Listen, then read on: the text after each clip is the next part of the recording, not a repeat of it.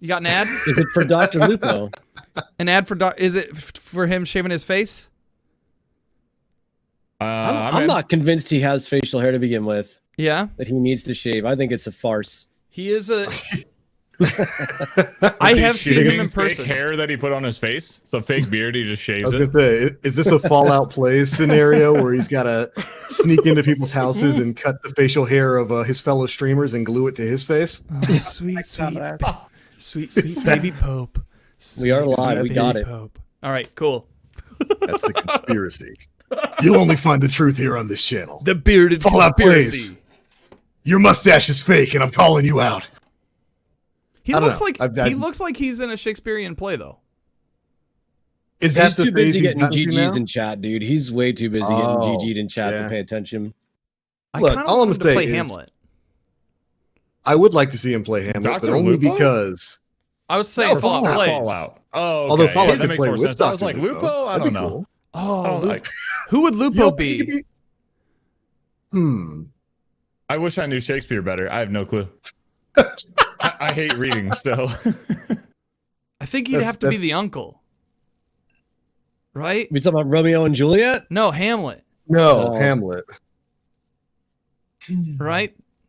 I have no freaking clue. Who was the I'll uncle? believe you. You can say any name, I'd be like, yeah, sure. Sounds good. Yep. No, the uncle wasn't. No, you know what? He would be Yorick.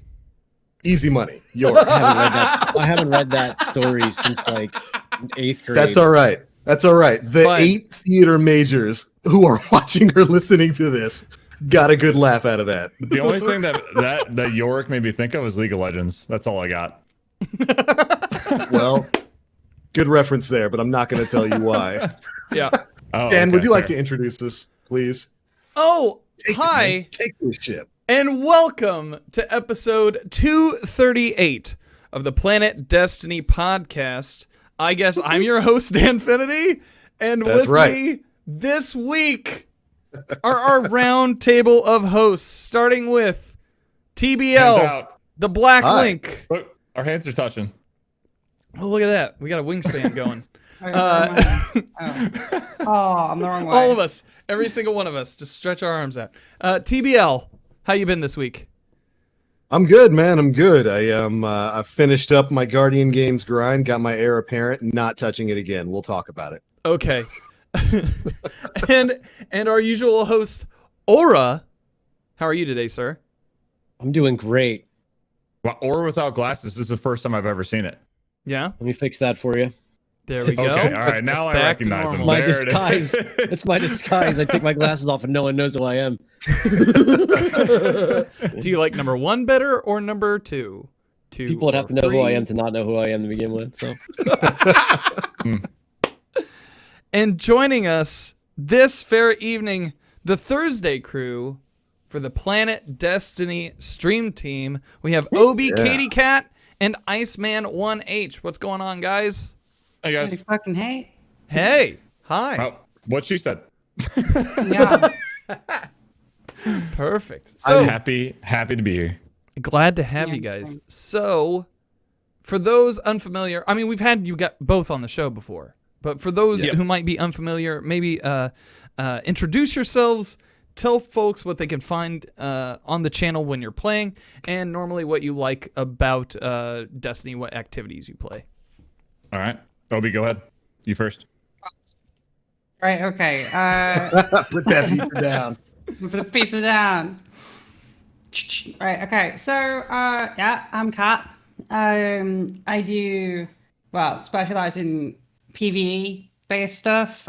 Usually, you can find me just as IcemaN's finishing, and I usually do raid help and stuff.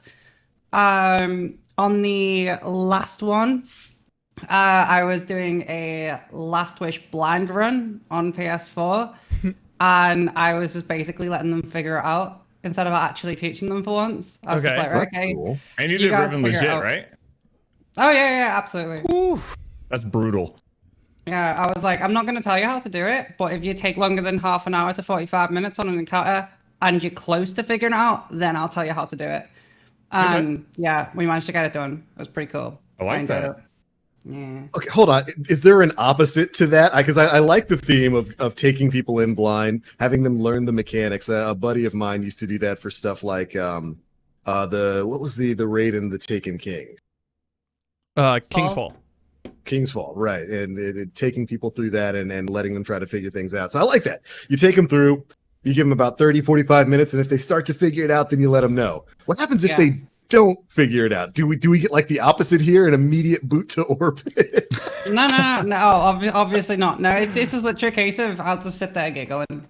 Oh, that's even better. If they're not even close, then I'm just like, because they're sat there, like they were trying, every time they go into an encounter, I'd be like, oh, so do we do this? Do we do that? And then when they'd eventually get pretty close, they'd turn around to me and be like, oh, so I feel like this is working. Am I on the right trail? And I'm just sat there and I'm like, I don't know, are you? I don't know, are you? And they're like, Oh my god. "Oh." So you were like my I love dad the on a idea fishing of that. trip. Yeah, but no, yeah, it only took them about 6 hours, to be fair. Yeah. But that's because like when Not they got bad. like extremely close, I'd turn around and be like, right, okay, you're getting one. My blind ribbon took let's see, 2 days. So they did better, much better. Like I love doing it, especially if there's like multiple people that haven't done it before.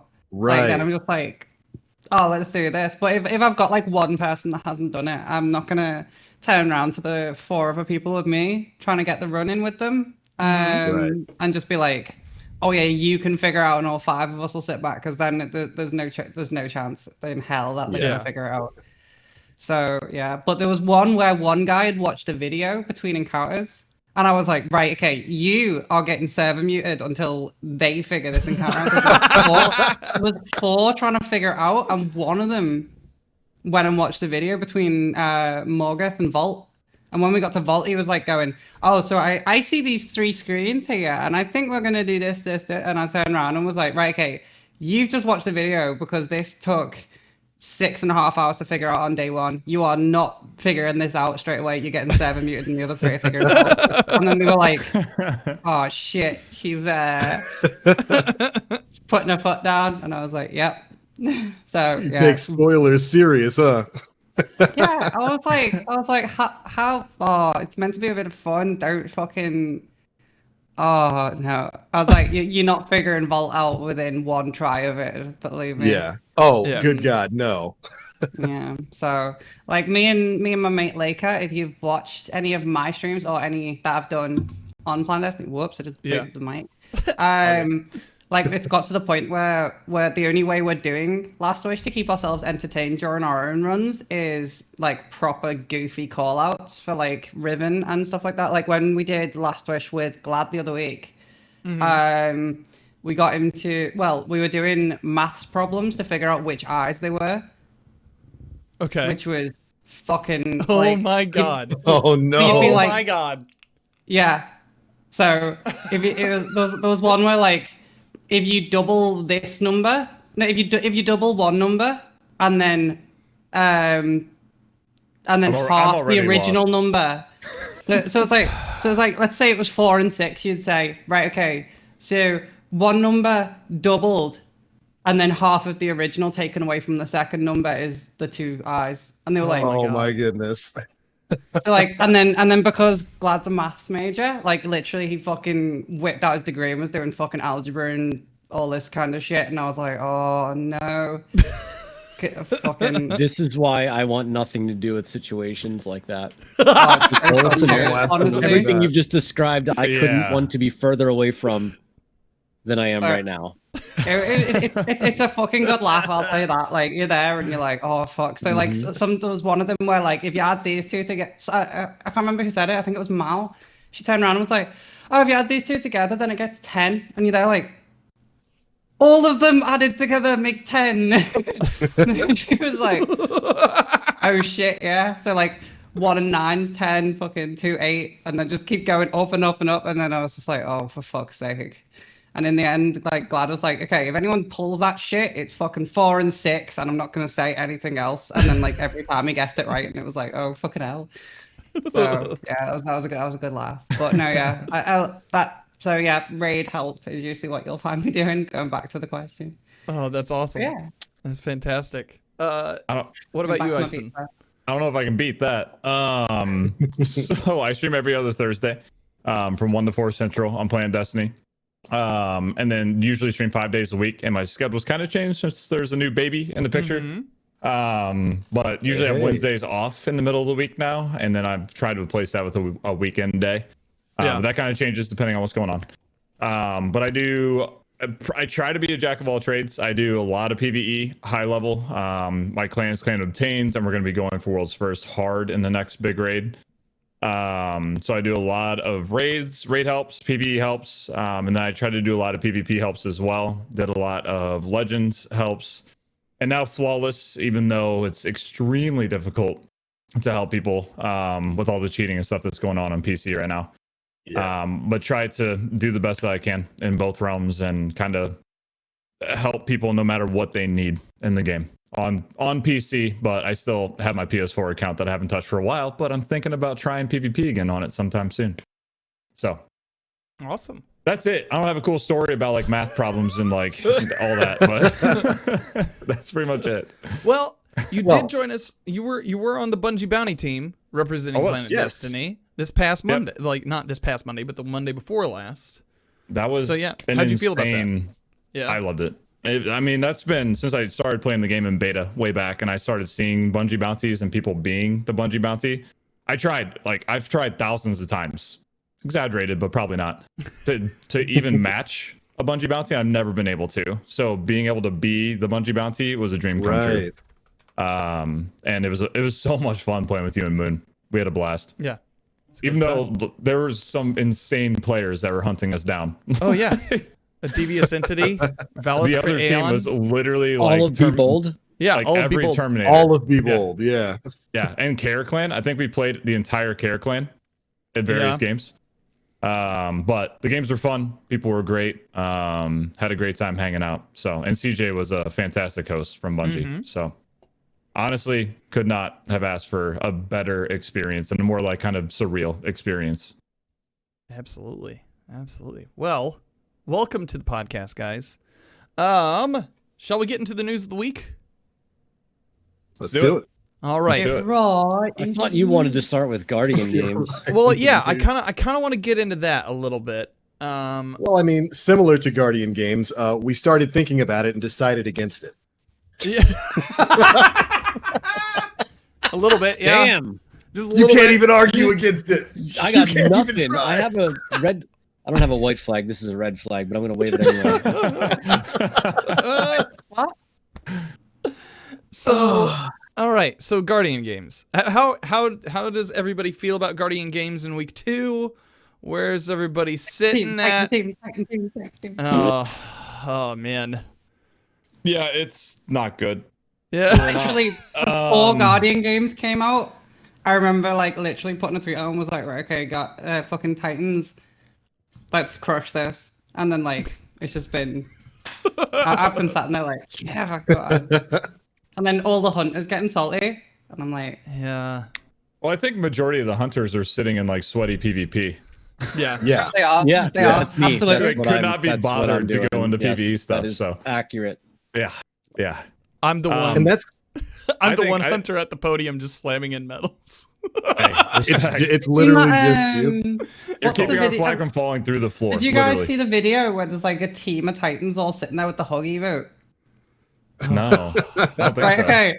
So there's like, I think there was like a fire team of Titans, like 6. So 6 of them went into the tower and just sat there Yeah. with the hug emote around the hunter deposit point. No. So every time they held the deposit button, they triggered the hug emote to one of the Titans and they just wouldn't be able to deposit. Oh no.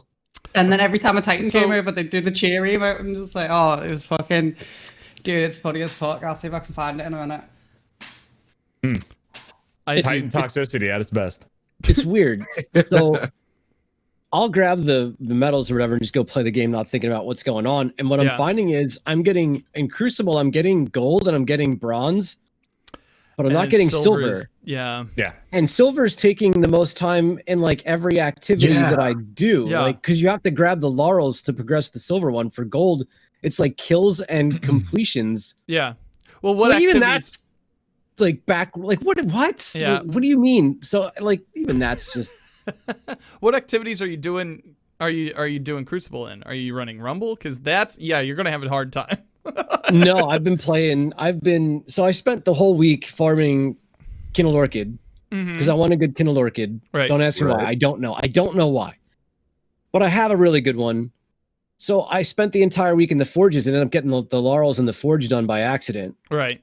because I've been in the forges like the entire week. So then I'm in Crucible just trying to see what I can pair with the Kindled Orchid to be an effective player.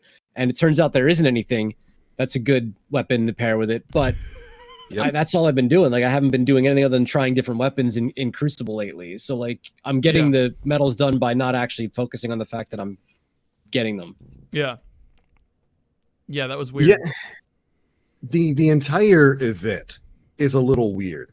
The content itself, I don't really have much of a problem with. It really just kind of breaks down to being a bounty palooza, as it's been described. You're just running around completing bounties and completing medals. But Aura's got a real point there when it comes to the silver medals taking a lot longer to complete than the bronze and the gold medals. Oftentimes, I'll find myself completing, let's say for strikes, the bronze and gold medal in a single strike, and it'll take me basically all 4 that you have to complete. Or, well, of course, you got to complete 4 strikes to get that challenge done for the medal, but I'll have the kills and laurels and stuff all finished, but the silver takes way longer, and that's certainly true for PvP as well.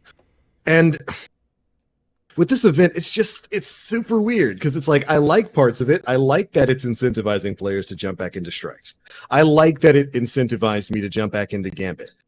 I certainly didn't want to go back into Gambit once I finished all the medals from there. I didn't like that it was nice to drop back in there by the Drifter and say hi for 1 or 2 games, but having to do it on 3 characters, multiple days in a row, not into that. And of course, the forges too. I like forges. I did not like having to spend so much time in a forge to complete the silver medal on 3 different characters. Yeah. So It just seemed like a little bit too much of banging your head against the wall for this. Did you see my tweet on like my thoughts and what I thought they could have done instead? Go for Lay it. it out. So basically, in like long story short, you start Guardian games by picking a class, and you can only play that class, obviously. Yeah. Then there's a list of whatever arbitrary number, but I said 30 challenges that need to be met. And the first 15 challenges were basically doable by anyone. Like the first few were really, really easy and gave just a couple points. And then as you went up, the points scaled up. And things were, and it would be content that was already in the game, but you could utilize again. So like the hardest one that you could do would be like do a 4-man last wish or something like that, where there's only a small percentage of people that are able to do that. Yeah. But then they would be able to get a large amount of points towards their class because they're able to do that. Yeah. I like that. And it rewards everyone no matter what level you're at. But the more you play the game, the more you're able to do stuff, the more points you're able to get for your squad, for your class. Right. So, but it's nothing new. It's literally just make a list of really like challenges that people are doing anyways and put those in the game and put scaling points behind them. And that's it. I like like that. it. I like that better. But would that cost Bungie money? You got to remember, this is free content. Guardian Games is meant to be Why would it cost money? minimalistic at best. I feel like, while that's a great idea, they don't have what I don't think they had the resources to make this as big a thing as the community really wanted it. Well, it would just be literally like a checklist. I don't think there'd be any dev time behind it at all. It'd be the same as making the bounties, but they would just be in like a checklist form. And if you met that challenge, that's it. It checks off the list, you get the points, and then that goes towards your class. Rather than, having it so that you log in every single day and do basically the same couple of challenges on 3 different characters every single day. You'd have a checklist of things to knock out for reputation that you could donate, towards the betterment of your class in this event. Is that what you're saying? Yeah. I like Well, it. especially if you're playing all 3 characters. Like, I mean, personally, I haven't for obvious reasons. But if someone is playing 3 characters, I can imagine that's It's mind numbing. Oh, I'm Yeah, sure. It is mind numbing. like I can just about manage it on my Titan, and then I'm just like, Yeah. I play 3 characters, but I'm not forcing myself to consume content that sucks. Yeah. yeah. And I feel like a lot of people are. Very much recently, like I'm currently not taking a break, but I'm definitely taking my foot off the pedal Yeah. with burning through shit because I'm like, well, like put it this way, I've just been doing 2-mans on like all raids recently, and I'm just like, all right, I'm bored of this now. What the, why should I like put it this way? We did Crown of Sorrow the other day, and we did have you ever done a gunsmith weapon set? Do you know what I'm on about this? No, go for it. No. Right, okay, so you go over to the gunsmith and you buy guns with weapon parts until you've gotten 3 weapons, and they have to be 3 weapons of each thing, and you have to use the first thing that you get from each drop. So whatever the first kinetic is you get, I like that. first energy and first power. And if you don't get one or the other, then you cycle through. What you do is you have your team line up in front of the gunsmith as well. It's funny because you can get like an entire tower lining up in front of the gunsmith. It's quite funny. But like you do that and you only use that loadout for the raid until something drops to replace that weapon. Oh no. It is That's crazy. so much more difficult. But then it reached the point where it was like, right, okay, it's fun, but why should I have to challenge myself with that kind of challenge to be able to get enjoyment out of the raid? Because I've done it that many times to get it, and I get not everyone does raid, but I'm sat there and I'm like, why am I punishing myself for being good at raiding? Like, you know what I mean? It's like, well, and then so I was kind of at the point where I was like, right, okay, I think I need to play some others. Like we did raidathon I've done 2 raidathons in the past couple of weeks. So like to go to Vault of Glass and go all the way through to Garden of Salvation, and I'm doing it in like less than 10 hours now because some of the D1 raids are fucking with us because we haven't done them in a long time, like consistently. But it's reached the point now where it's like, okay, we're probably gonna be able to do this in like 6-7 hours, easy peasy, and it's like, oh well, Yeah. Yeah. It's hard to consume any kind of content for 10 hours and have fun like the entire time. Yeah. Yeah. No doubt. Like I've just done when was it? It was yesterday. I went through the entire D1 story in like I think it was 13 hours, went from where you get rezzed in vanilla Destiny and went through all of that all the way to then the Taken King. And then the only thing stopping me from going into Rise of Iron was the 10 level grind. Yeah. And I was like, fuck this. I got about 5 levels in and was like, nah. If it was just straight into the story, it'd be fine and I'd get it done. But I was like, am I fuck grinding 5 levels on PlayStation when the playbase is that low that the only thing I could do is grind in Crucible and no one was on at fucking 2 in the morning. So I was like, fuck that. I'm not. Yeah. So I just ended up calling it.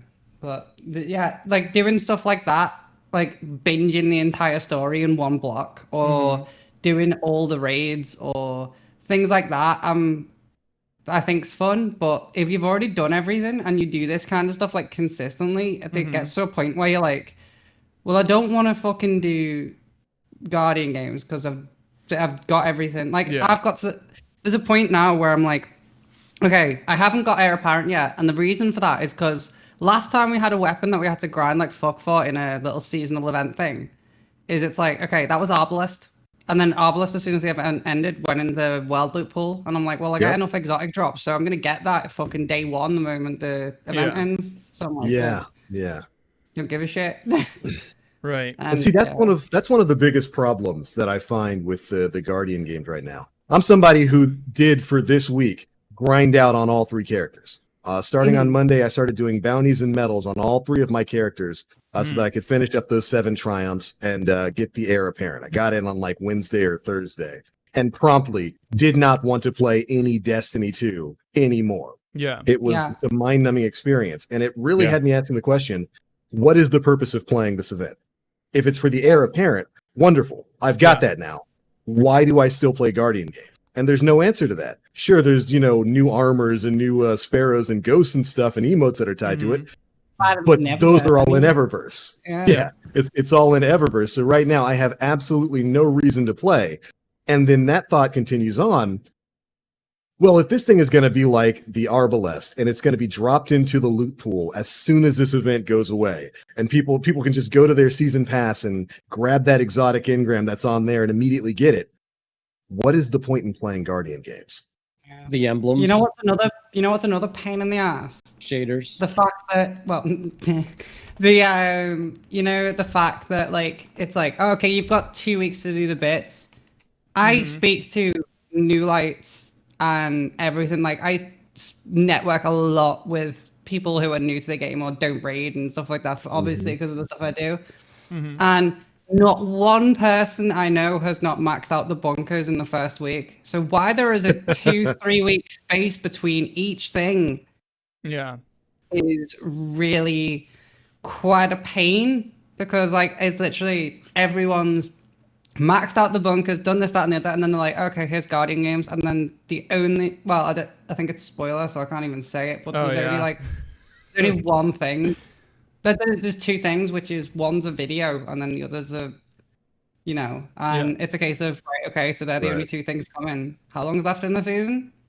We have, I think, this Five week weeks? marks 6 weeks till the end of the season. So okay, so in that space we've got nothing, and it's like, oh right. Yeah, I know it says and more at the bottom, but there's no indication of anything coming at this point apart from the Almighty's still coming. I completely forgot about the Almighty coming because of the fucking pyramid ships on the wall. I was like, oh shit, yeah, there we go. The fucking bring them on, and then someone went, oh yeah, the Almighty's still crashing from the other side as well. It's like, oh shit, yeah. Yeah. Well, I completely forgot about it. We're saying we're completely screwed, is what you're saying. Yeah. The thing about that is the content for this season is trials. Yeah. A smidge of PvE content to hold some of us over, but the flagship for this season is Trials of Osiris.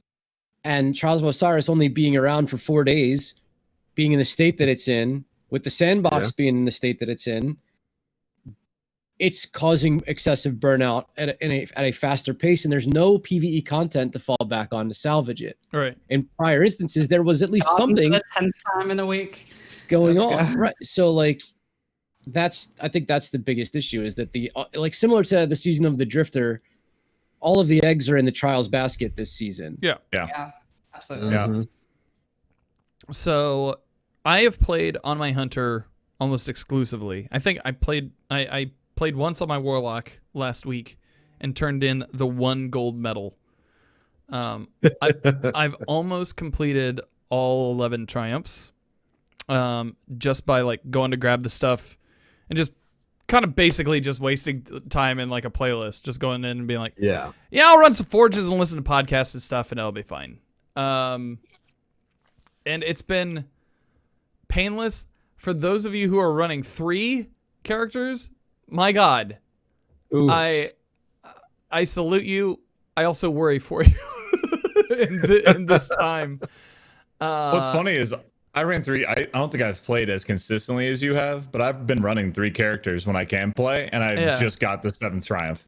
Like you being even close to 11 on one character, blowing my mind right now. Yeah, I played 3 characters and I barely got 7, and then once I got done, I was like, all right, nope, I'm done. I can't anymore. I think I have like about 100 destination laurels to collect, and then I think 1 more gold medal for forges and destinations.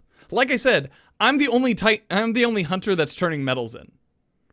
So just you. I turned in a couple of medals this week as a hunter because I was told I had to try Dragon Shadow and Crucible. Okay. So I did collect a handful, and I literally ran out of modulus reports on my Titan, so I had to switch to a hunter if I wanted to continue to roll Kindled Orchids. So I had to grab some Forge gold medals as well. So you're not the only one, but I just don't care. Yeah.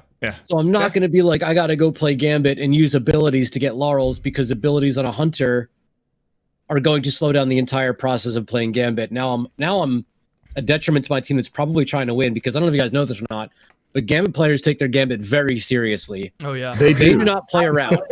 I have been bagged and received more toxic messages in Gambit than I have in Crucible, as a controller player on PC, meaning Erentil. So think about that. Yeah. Yeah. Who tweeted something about that recently in Gambit? They had like the most toxic messages ever. It was, hold on, let me look it up. And you'll get bodied by a Xenophage or Golden Gun, and you will get bagged to the point where I think they broke their keyboard and had to plug in a new one in that game because they're bagging that hard. Like, you've done nothing special to earn this bag, which is the part that blows my mind the most. No, it was Indica. Yeah. Oh, yeah, Indy, yeah. Yep. They thought he was cheating because they were a top tier Gambit clan and they got absolutely annihilated by Indica. Imagine being a top tier clan not knowing who Indica is. Right. Top tier Gambit clan. Yeah. Imagine one of being the top top tier Gambit clans in the world. Imagine being in the game and being top tier and not knowing Indy. Like, come on. I know. It's crazy. That is crazy. Yeah. I don't know. It was just I'm only 2 triumphs away from 11. So I'll get that done this week. Which 2 are they? It is I just need 140 laurels from destinations and 1 either forge or destination medal, and then I'm done. You did your 25 supers in Rumble? Yep. Did that How? in a day. Spectral, dude. How? Yeah, Spectral. Insane. Spectral's still really powerful. Yeah. Just track 3 people down per super I would and be using Golden Supers in Gun. the game that I fear, and that is Spectral Blades and Nova Warp. Yeah. Those I'm two, not afraid of a as single soon as I super. see them coming at me, fuck, I'm bolting the other way. I have a harder time with Dawnblade than anything else. I can handle a spec. Oh, They tend to make yeah. mistakes. Yeah. Best thing is either hit it with a mountaintop and then shoulder charge it out of midair, or just fist a havoc it off the top of a building. Just go straight up and then straight little land on it like bop. It's it's fun as fuck. Or missile. Missile's pretty good. It's just yeet. But yeah, so I don't know. I'm after I get those things, I'm just gonna be done. I'm not going to put any more medals.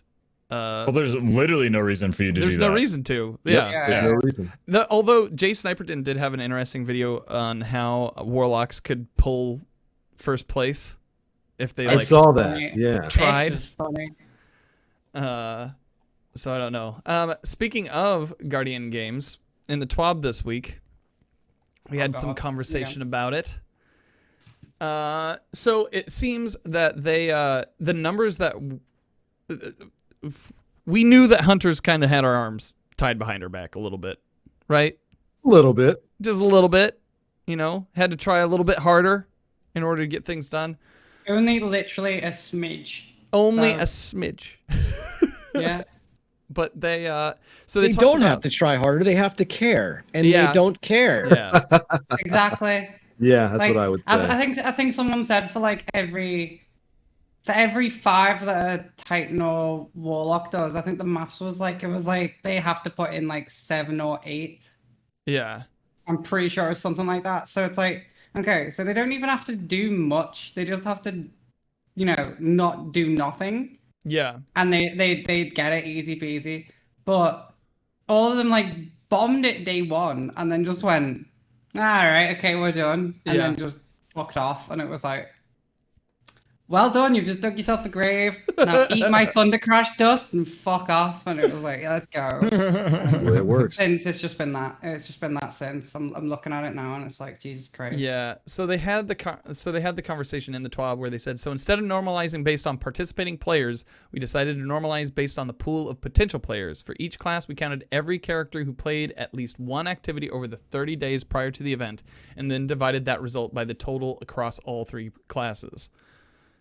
The result is a scaling factor that we apply to each medal deposited.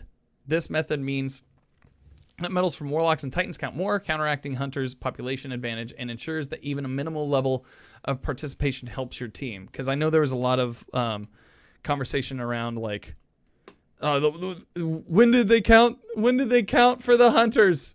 When was the population counted? I wasn't around for the census, and we were. Right. It was just a month ago. So. Yes, you were. Yeah, I was around. It's fine. But other than that, so if this came around next year, would you expect around the same thing?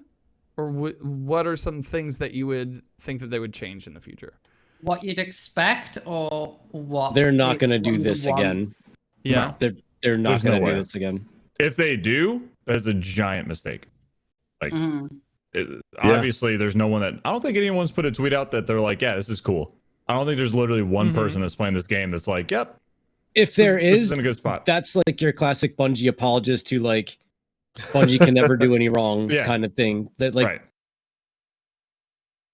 Yeah. Absolutely. I think I don't know. I think they should not make it bounty based at all. They need to make us pick one class, and they need to make it something where different levels of players can contribute in different ways. and No, they have they to should- give us a reward that isn't a stupid class item.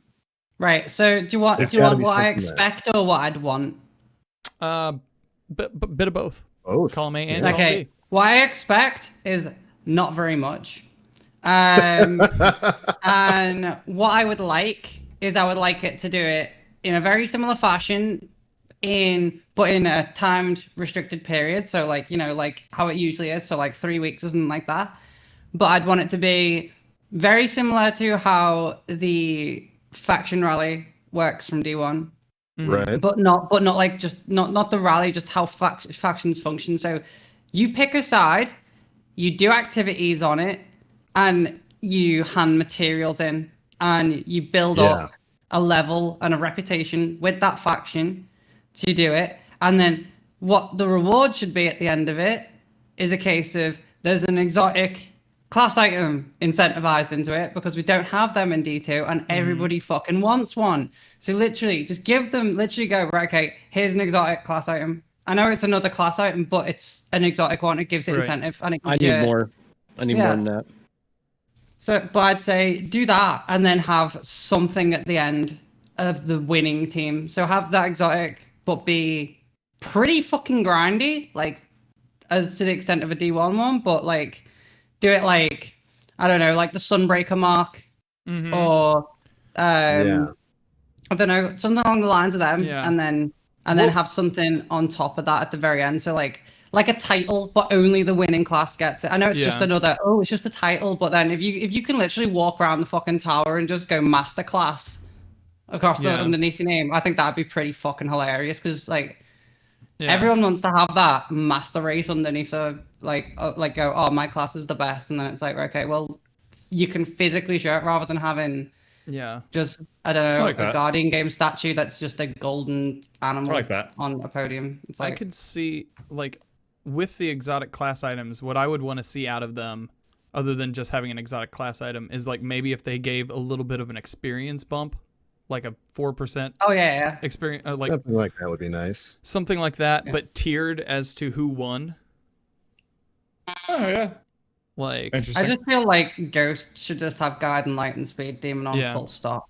It's not just the end reward that's problematic. It's the activity fact on that the they way to stated it. that rewards along the way, Mhm. like one of the advertisements for the video, the whatever it was, the I feel like the trailer was like, you're gonna get gear and you get like legendary gear that you've already gotten 100 million times and deleted because it's trash. You're getting all these blues that I literally never want to see a blue drop again in my entire life.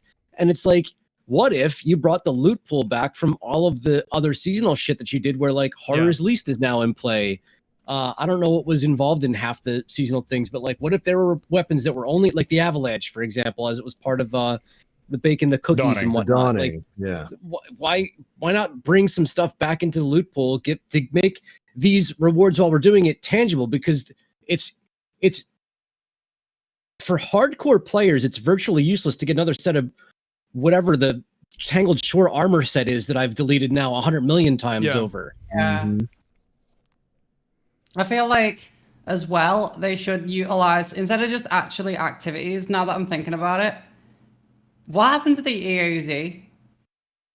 Exactly. I had that conversation with Nim earlier this week. Like, could we not have brought that back? It got carried Or into something space. similar? Or in the SRL. Olympics. That's a very Guardian Games type event. Bring it back. Blow us away. Yeah, let's just have that. Put a couple Take of banners D1 around the SRL, place. plop it over in D2 as you work on other stuff. Like, dude, I genuinely do miss SRL.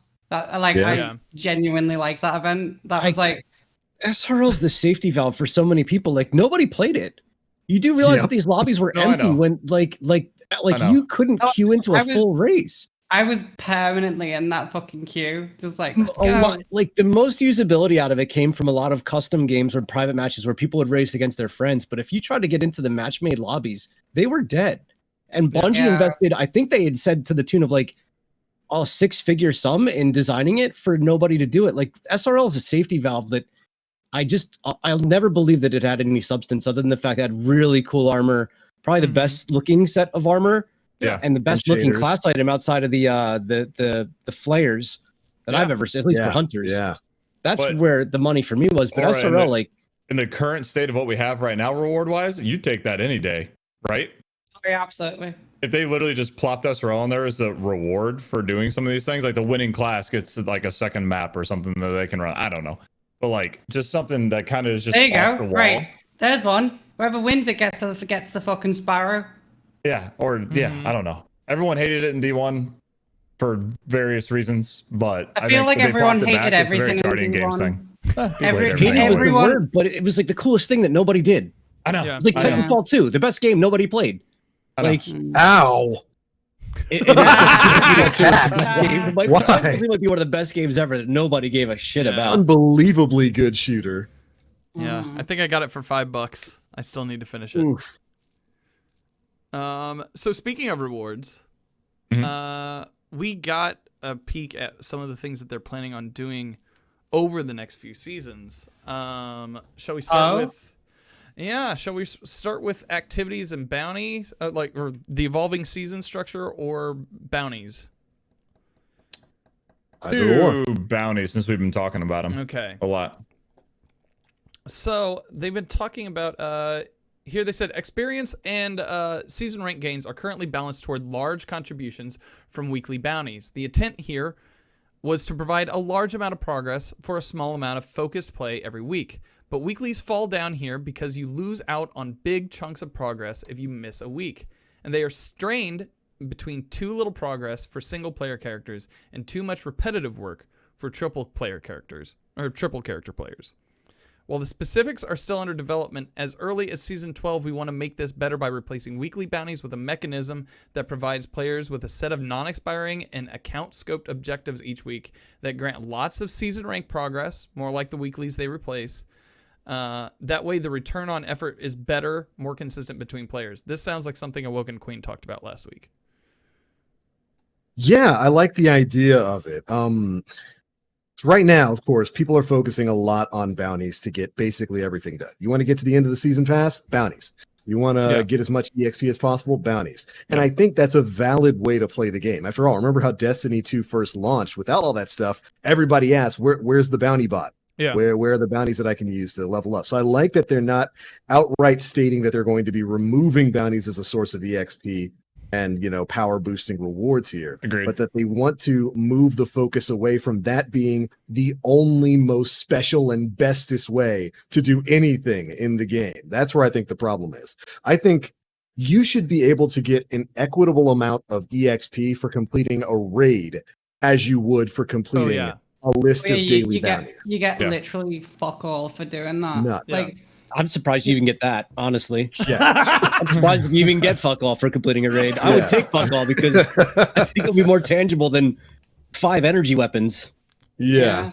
Like literally, does any? I don't know if any of you guys do this, but do you guys just bounty fucking Lost Sector Goblin on the first week? No. Every season without fail, I do it. No. So it's always just pick up bounties, go to a Lost Sector, hit 100, and then just do whatever. Yeah. Like first couple of days, easy. Like no, I can't. And my mind doesn't work that way. Exactly same. I need to be doing something different. I can't do the same thing for hours, days. I can't. Honestly, dude, just stick on fucking like club music and just drink. Dude, it's the only way through that shit. Does anybody feel like this? Like it's gotten too complicated? Like I don't know what you start. I don't know what starts out really simple, but just expands to a point where like, how the hell did we get here? And like, what do you mean, like in terms of what gives what kind of thing? Just in general, like I feel like this game started out so simple and has gotten to a point where it is so ungodly complex, and I'm trying to understand why. Like, how come bounties can't just rank up the faction that we're doing the bounties for, rewarding us with the loot pool? Why did we have to get so complex and dissociated from what they meant? I mean, like This in D1 was you did a bounties and you ranked up your faction to get rewards specifically from that loot pool. And I'm gonna use Dead Orbit and Genuinely Monarchy as worked. specific examples.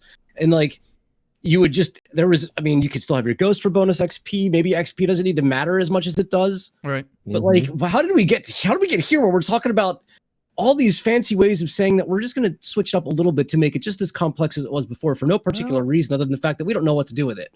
Like, yeah, it's genuinely just We the had case. tokens. I feel like they had an idea of what they wanted to do, and then they wanted to kind of do D2 as a little bit more casualized, and then it came out casualized. The player base was like, we don't fucking want this. What is this shit? Yeah. So then they went, okay, Forsaken, we'll try and push it a bit more D1-y.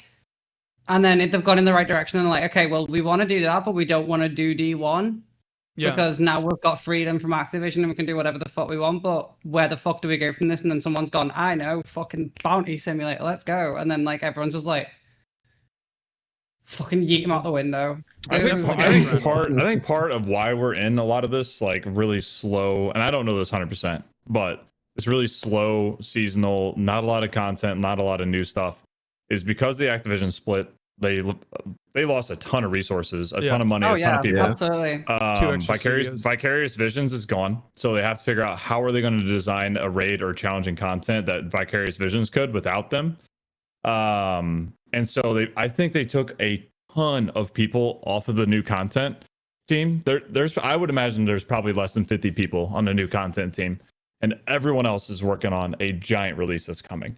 I don't know for sure, but it really feels like that. we all okay. hope that's the case. Yeah, We I all hope was there's not actually 500 saying people this. working on this. Like, Yeah, if there's 500 people working on what we have right now, it's the saddest thing I've ever seen. But I think that it's a very small team that's doing the best they can, and they don't have the resources yet. It's like the ripple effect. It's really, really bad until they can figure out their processes, get their people, hire, like kind of level out to where they need to be as an independent studio and publisher. And then once that happens, then they'll be able to do a lot of really, really cool shit. But for now, it's just it's where it is. I actually went over this in a video that I did on the current state of Destiny not too long ago. And it was a case of, right, okay, there may be Bungie like focusing on the big September release, or as we know, they're working on another IP as well at the same time, which is getting announced soon. And it's like, okay, we get it. But at the same time, this isn't like it's not happened. This is a yearly fucking thing. At the end of the day, if it's a case of they literally turn around and went, okay, so we can't keep up with this type of content, so we're gonna change the seasonal model because we can't keep up with it. So then a year later, we're in the exact same thing, and it's like, okay, well, you can't keep up with the seasonal thing, so what are you gonna do to change it? And it's like, oh, we're gonna change it because we can't keep up with it, and it's like, you said this last year. And it's a case of, okay, we're waiting for the next big thing in fall. But Shadowkeep was big for like a week. And then it was like, okay, we're going to give you a boring season that's dragged out for the rest of the thing. And it's like, right, okay. But you look at that and it's like, okay. And I know that nostalgia is a big thing, but I did literally just play The Taken King yesterday. And I'm looking at that. And after playing that again, I'm like, dude, what the actual fuck went wrong? Because you play through that now and that still feels good. But if you do, like literally, I don't get why they don't go, right, okay, huge comet expansion in fucking fall and just make it so that each week a little thing changes. Only a couple of people are going to notice it, you know, like the Almighty disappearing from the sky and Mercury, and then like the pyramid ships on the wall in the Rasputin bunkers and shit. Yeah. Literally have little shit like that. Don't put big announcements. Oh, this has changed. Literally just like in the game world, have little things change, like the Taken curse in Forsaken. But then have that change each week. Don't say anything. Just every week change something else leading up to it, and then have like obviously the little different events like Iron Banner and shit like that. But not like 6 in a season like we've currently got, because that's fucking annoying. But like have it so that everything's huge, and then you have the story bleed into the end game, and then the end game becomes themed. It follows itself, and then that thing that's in the background that's just changing each week, that ramps up and up and up, and then eventually within the last month of the season, then that's when things start becoming really noticeable, and then it goes bam, next DLC. But do it 6 months so you've got time, rather than fucking every 3 months or whatever the fuck it is at the moment, just like bleeding out dry content that's gonna drip feed because they can't keep up with it. It should be put out something fucking amazing, because at the end of the day, why are we settling for, oh, it's okay, it'll be fine in a couple of months? It should be a case of, no, it should be amazing every single time.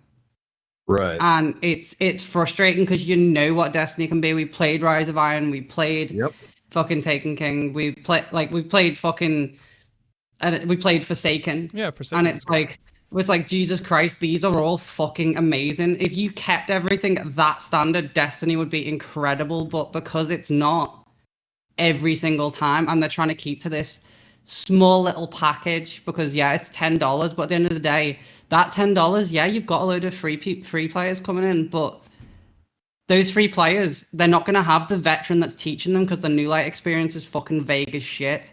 So it's crazy bad. Yeah, like literally everyone I've spoken to that's a New Light has no fucking clue what's going on. So you have to explain to them what to do. And then us vets get bored. So we're like, right, okay, we're going. So then the New Light players that are now finished being New Lights because they've learned everything, they're sat there teaching someone else. And then they're going to drop off as well. And it's just a constant cycle until people are not going to get interested enough because no one's playing. So they're going to come in and go, oh, okay, I don't know what I'm doing. There's no vets there to teach them. So then they'll just go, right, okay, I'm putting the game down. And then that's it. Then no one will fucking play the game. Yeah. And it's frustrating because you know what Destiny can be. And you look at it and it's like, fuck's sake. This isn't the same group of people that did everything that you referenced as selling points. Yeah. Like, this team isn't the team that did the Taken King or Rise of Iron or even Forsaken. True. You know, Yeah, was it all Vicarious changed, Visions that had a wasn't it? massive amount to do with that, and even Season of Opulence, which was a really good season like that. Mm-hmm. Yeah, I feel like they just need to sit down and talk about it. And yeah, at the end of the day, they've got all this time. But if you think about it, right, it's only where are we up to in the year now? We're in May. Yeah. Between, I know it's cutting it a bit short to September now, but even that, you got to look at that and go, right, okay, so what's everyone saying they want? What's this? What's that? What's worked? What hasn't? And then because you think about it, a year ago, we had what was the bounty grind a year ago? I can't even remember now. Everything just becomes forgettable, which is kind of like, you think about the past year, right? What's been good in the past year? You've had Corridors of Time. That was fucking insane. That was a cool event. Yeah. You had, what's it called? Did Zero come out in the past year? Or is that 2 years I honestly ago? have no clue. I don't know. I think I don't remember. that Yeah. might have been last Revelry. Or Yeah, Arbalest was last Revelry, so 0 Hour would have Right, come around yeah. shortly after Season of Opulence, right? So sometime it would have last come summer? around Black Armory, right? Yeah. So Yeah, you had Niobe Lab, Zero, and Corridors of Time. You had Last Wish had already come out, but then you had the Curse Cycles. You had what's it called? You had a bunch of raids coming out and shit like that. So far this year, right? We've reached May. We haven't had a new raid since October. Mm-hmm. Mm-hmm. And it's really starting to drag in terms of that. So you look at that and it's like, okay, we have, in terms of that year already, off the top of my head, that's like 6 or 7 events that have gone, okay, so that was last year. That was what I remember from last year. Mm-hmm. Plus there's more stuff than that, but they're the top 7 that stand out to me. And then you look at it this year and it's like, what have we done this year? And it's Yeah, I like, mean, okay, we've it done seems Bounty like what? Simulator, we've done Bring Back Saint, which was a drawn out story event, but was probably the best thing that's happened story wise in a very long time. Yeah, past 6 months. Well, I mean, Shadowkeep's story was good, but it was buried in Undying. Oh yeah. And then it was just the way it ended so suddenly. That's still not been like, it wasn't even a cliffhanger. It was just the handbrake just got put on, and it was like, oh right. Yeah, we'll address this later. One of those types of things. Yeah, but like it was just the way it just suddenly stopped. It was like, okay, it didn't even feel like a cliffhanger. It was literally like they forgot to put something at the end, and you're like, all right. Yeah. I remember everyone's reaction because I went checking other streams after I'd fucking finished doing it and was like, everyone's reaction is the same, and it was like, Yeah. all right. Yeah. At least with the so the changes that they're talking about making, though, to kind of circle back to that. Sorry, I got. No, it's fine. No, it's fine. This sets me off the rails. This topic. Well, no, it's a real topic. I'm Yeah, glad we cover it here. Yeah. Because I'm glad you brought it up because I thought I was going crazy in the thought that Bungie has moved back and forth between this sequential DLC release schedule and then this seasonal model, which is basically the exact same thing with extra steps. Right. And given the same reasonings for why they have to keep changing this model on like a bi-yearly basis. They're basically just Dark Below, but with less. Yep, And but with less stuff. they're saying, oh, we're struggling to keep up with it. And it's like, well, if you're struggling to keep up with it, fucking do something else. Yeah. And then we get that you don't have the same teams, the same personnel, this, that, and the other. It's a case of look at what you can do rather than what you can't do. Right. Because then you're just restricting yourself and you're not going to push your limit anyway. If you look at what you can do, then you go, all right, okay. And then that's when magic starts happening. But like, if I feel like they're looking at, oh, we've only got this much time frame before the next DLC, so we can't do this, we can't do that. Everything's got to be free or less than $10, so we can't do that. That's how I personally experience in the content that's coming out at the moment. Right. That's what it's coming across as. It's a case of we can't do this. So they're going, all right, okay, we'll just put out that rather than, oh, we can do this. So let's do that as best as we can. And it's like, oh, right, okay. I don't know. That's just my perceived, like the way it's coming across, personally for me. Yeah. I don't know. Sorry. No. Don't be sorry. No, you're fine. No, they're good points. All good points. It's just like, the changes that I like that I'm seeing here. I like the quality of life improvements for gathering bounties from the director. Yeah, that's huge. I like that. Oh, fantastic change. I would like to grab them from my phone, but I'll take what I can get. Just getting lazy. Dan wakes up I'd like to in the just morning. think He's about like, oh, all right, let me get my bounties. I'm making my coffee. I'm looking at my phone. I'm like, I'll take these. Thank you. And then like, I would moving prefer on to just have to think about it. Yeah, move on there, like, my day. Should be able to pick up on what I'm thinking. I want that one. Yeah. Eventually that will come. Eventually that will come. Thank you, Google. I like the idea of them like trying to change from making these seasons have FOMO a little bit. Like, oh yeah. Right. That if you do decide that you're like, you know what? I think I'm done for a month and a half. You can come back at a later time and still do the content, still get rewards from that content without the heartache of I have to do it now and then burnout setting in. That's going to be tough to balance. That's going to be incredibly tough to balance because then at that point we're still going to have the problem of, well, what, like, for example, what we were discussing before with Heir Apparent, it's like, okay, well, why would I do this event when I can just wait for it to be in the loot pool and then I'll just get it easy there? But it also feeds into if they're going to be retiring items every 15 months. months. I'm very excited for this. then like I'm very excited for that. it allows them to have more items in the loot pool to kind of tinker around with, I guess. Yeah. Did you read that, Aura? They did exactly what you've been complaining about Yeah. for the last couple of weeks. Wait, what? About the weapon retirement and like what's it called? The cycle life on Yeah. So loot? all of the activities for the last year of content. So like you would get the example being you would get the Vex incursions, or you'd the Vex offensive, you would get the sundial, you would get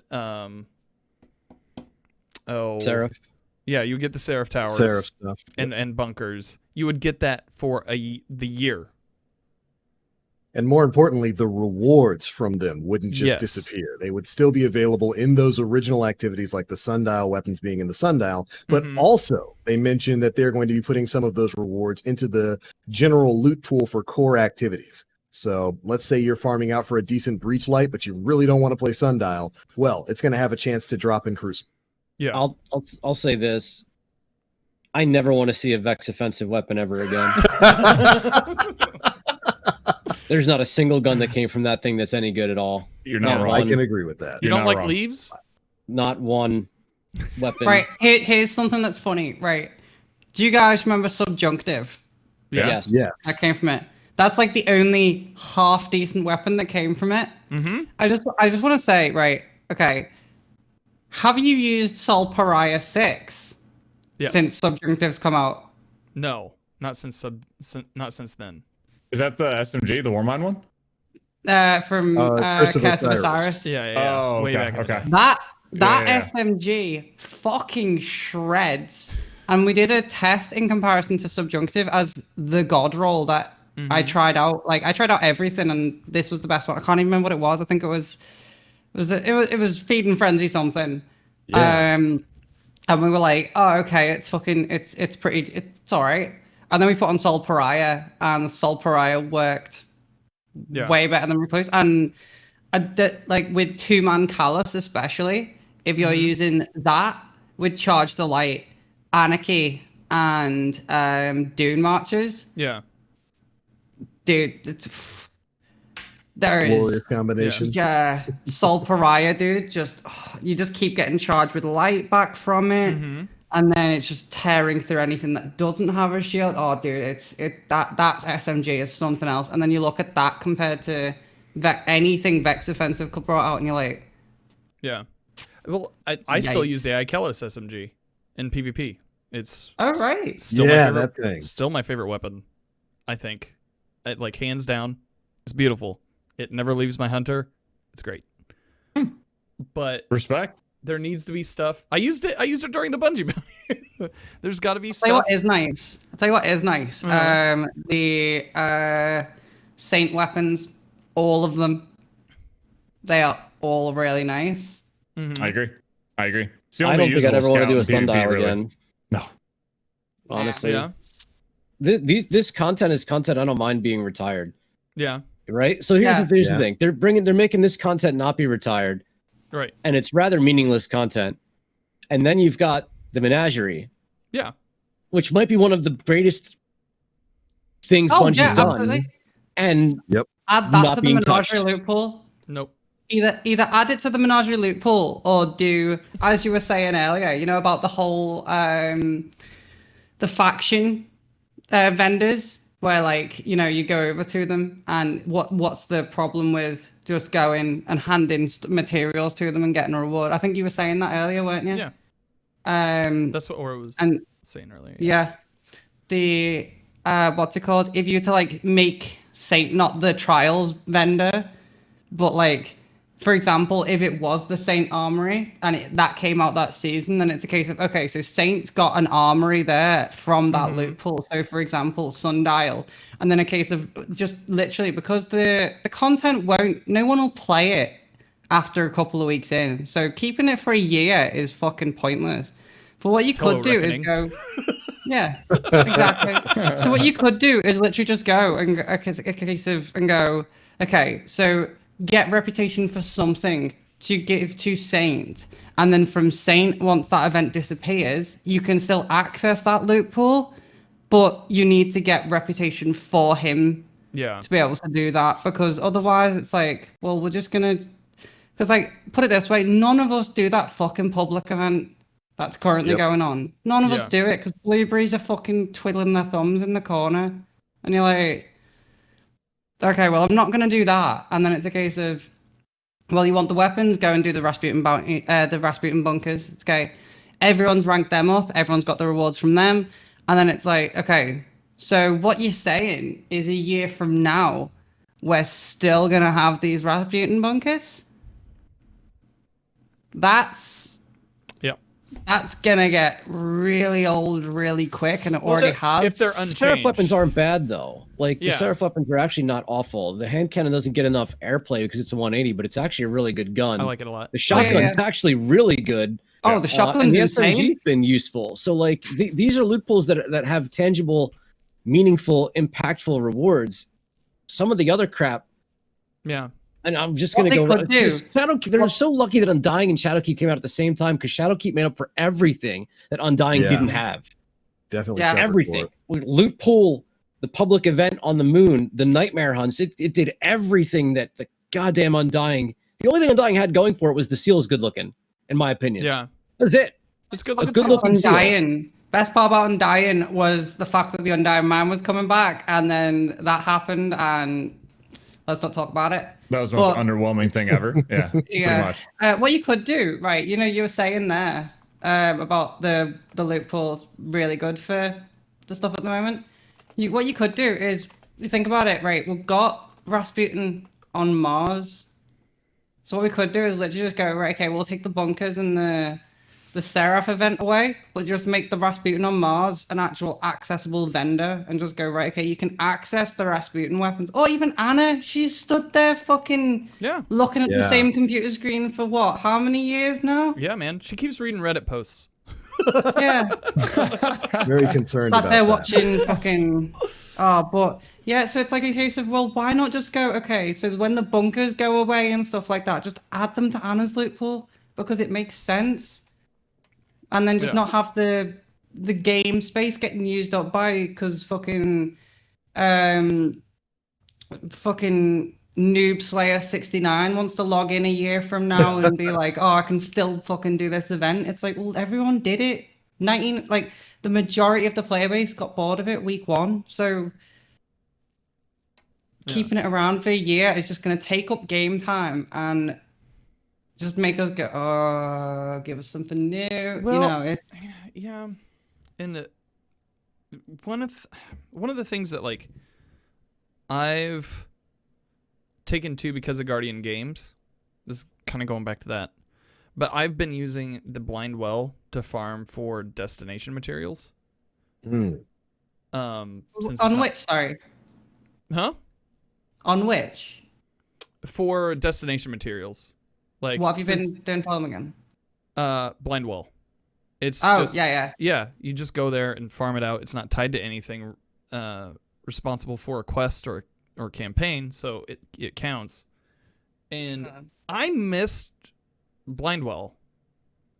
Yeah, it's fun. Yeah, it's a fun activity. Not a Bungie made activity. Yeah. That's I don't know if Vicarious Visions did Forsaken, but I think most of the stuff that we referenced, they didn't do.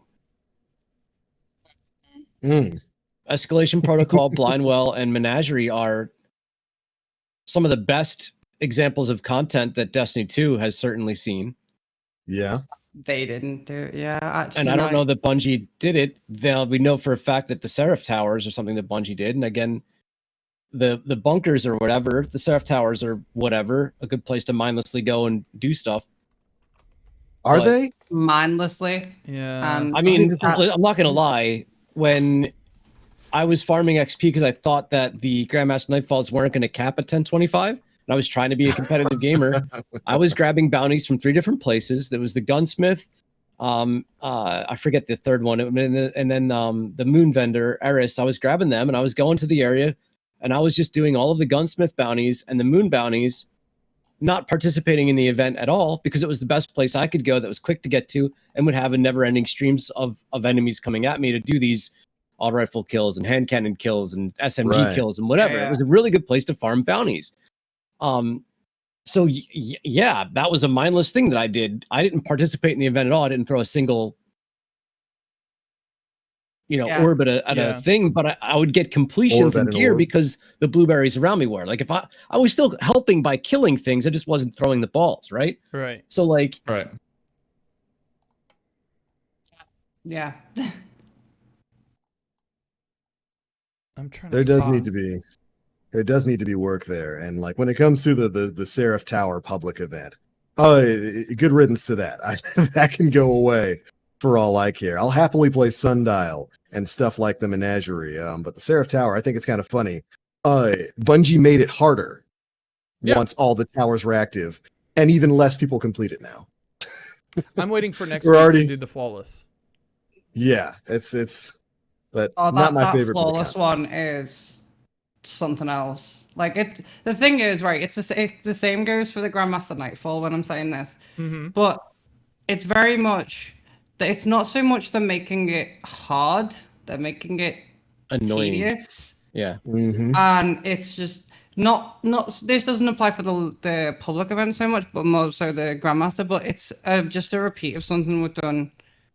Especially when it's specific fucking strikes we've done 1,000 times before with nothing except, you get one extra enhancement material. There's your band-aid. Yeah. And it's like... But the title. You're not thinking about the title.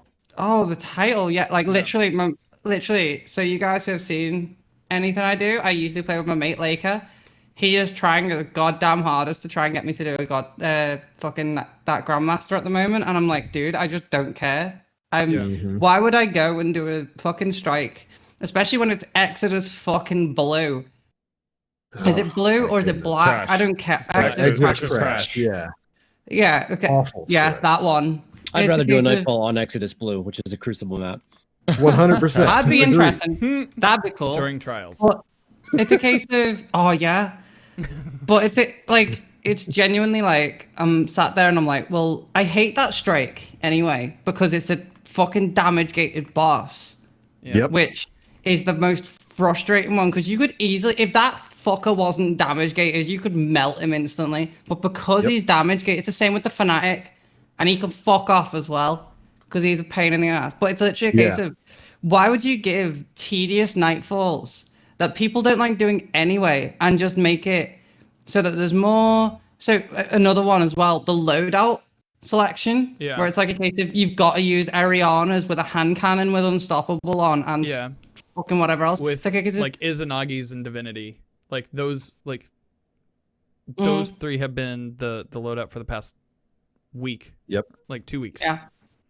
And it's like, okay, well, but it's not even that. It's like literally the loadout making a loadout that people are getting bored and tired of using. That's not even fun anyway. Along with a activity that we've done 1,000 times that we got bored of a very long time ago again, and is tedious again. Along with a loot pool that doesn't give anything extra. So I know strike specific rewards aren't a thing properly anymore, but just going, here's an enhancement material, or here's a 10% extra chance of getting another exotic that you've already got all of about 10 times anyway. And then you sat there and you're like, okay, well, it's a title, and it's like, okay, I don't even care. Well, there's a lot of players who don't have that though. Like a lot of people don't have unlimited infusion fuel. A lot of people don't have. They might have all of the exotics because you've gone to Xur and got a shitty roll on a shitty piece of armor. But like I've been hunting high stat roll Dune Marchers for months at this point, and I still don't do it for a lot of the reasons that you said. So there was an aspect of contest mode in Garden of Salvation that was satisfying. I could use the loadout I wanted to use, play how I wanted to play, and I could still get slapped around by the AI. And the Grandmaster Nightfalls, I'm going to get slapped around by the AI, and now I have to use certain things, especially as it relates to champions. I'm not getting the fulfillment or the fun in the engagement, especially given the fact that it forces players, unless you are esoteric or glad or a top 1% PvEer, you have to play passive.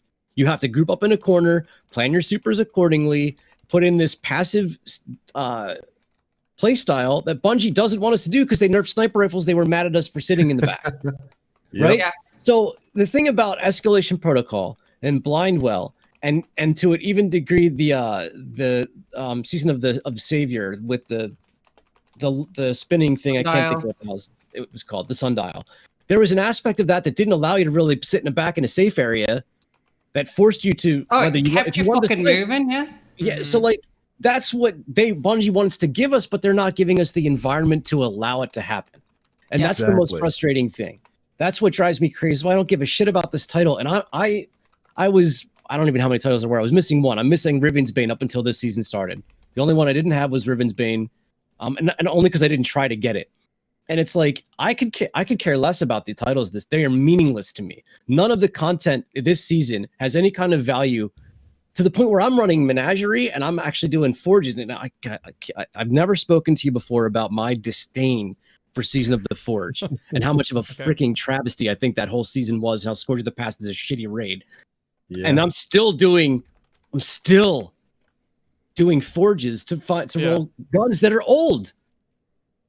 Because at least that content allows me to use whatever I want and be effective, outside of Blueberries and Bergusia not knowing how to DPS a tank, which is a whole separate That's story. so frustrating. Oh boy. Yeah. You go through all that to just not kill the tank, then Dude, do it again. You would talk about a significant waste of time. And like we're throwing 20 batteries up in 15 seconds, dude. We've cleared both rounds in record time, and the tank drops, and no one knows what to do. They're just like, it doesn't. All of a sudden they forgot how to. I can't hit it with a ball. They gave the controller to their little brother, right?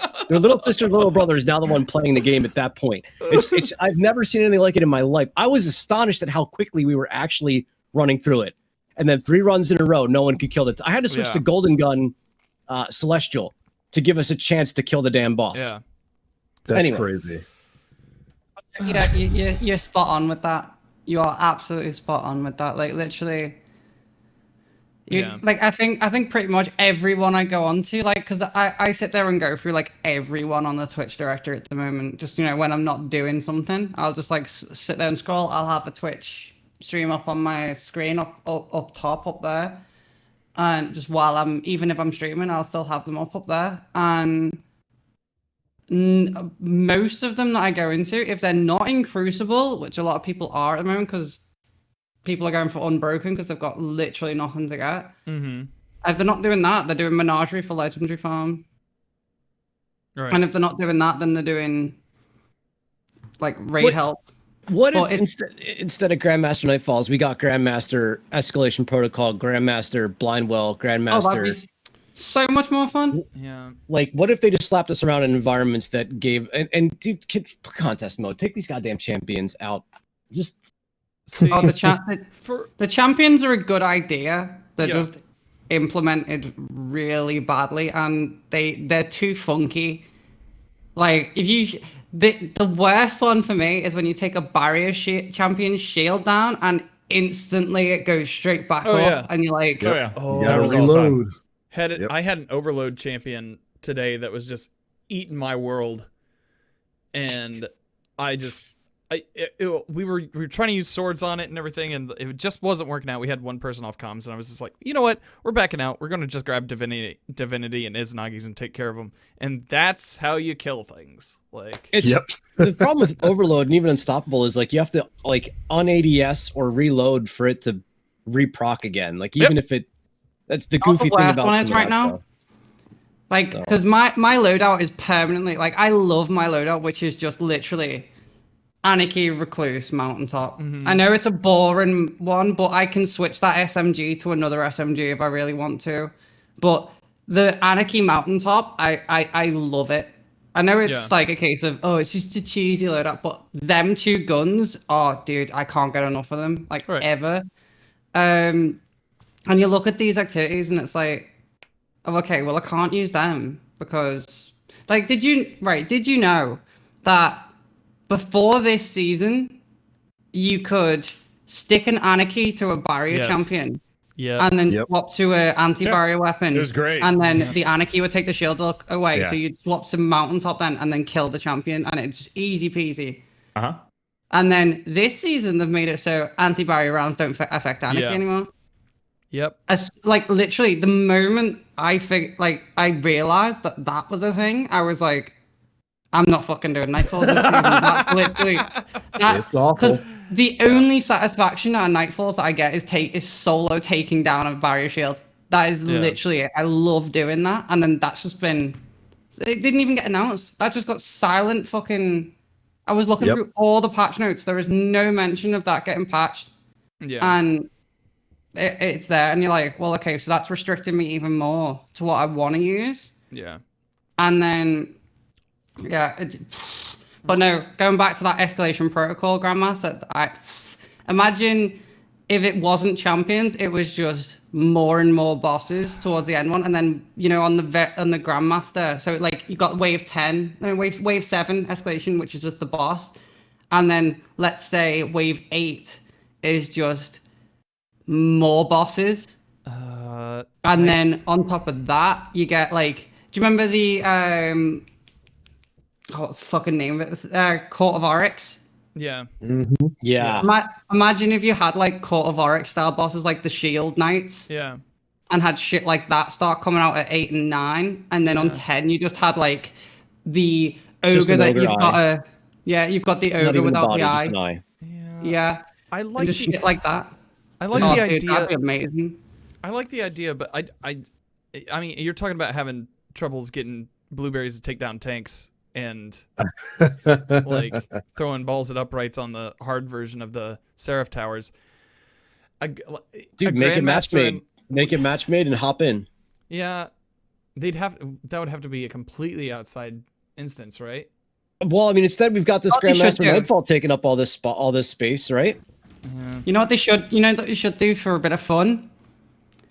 Make the fire team size bigger for specifically that, and go in and do something like Grandmaster Escalation, and That'd be be cool. able to pre-make nine-man fire teams and stuff. And Master 'Cause- Knife or Blindwell would be a Oh.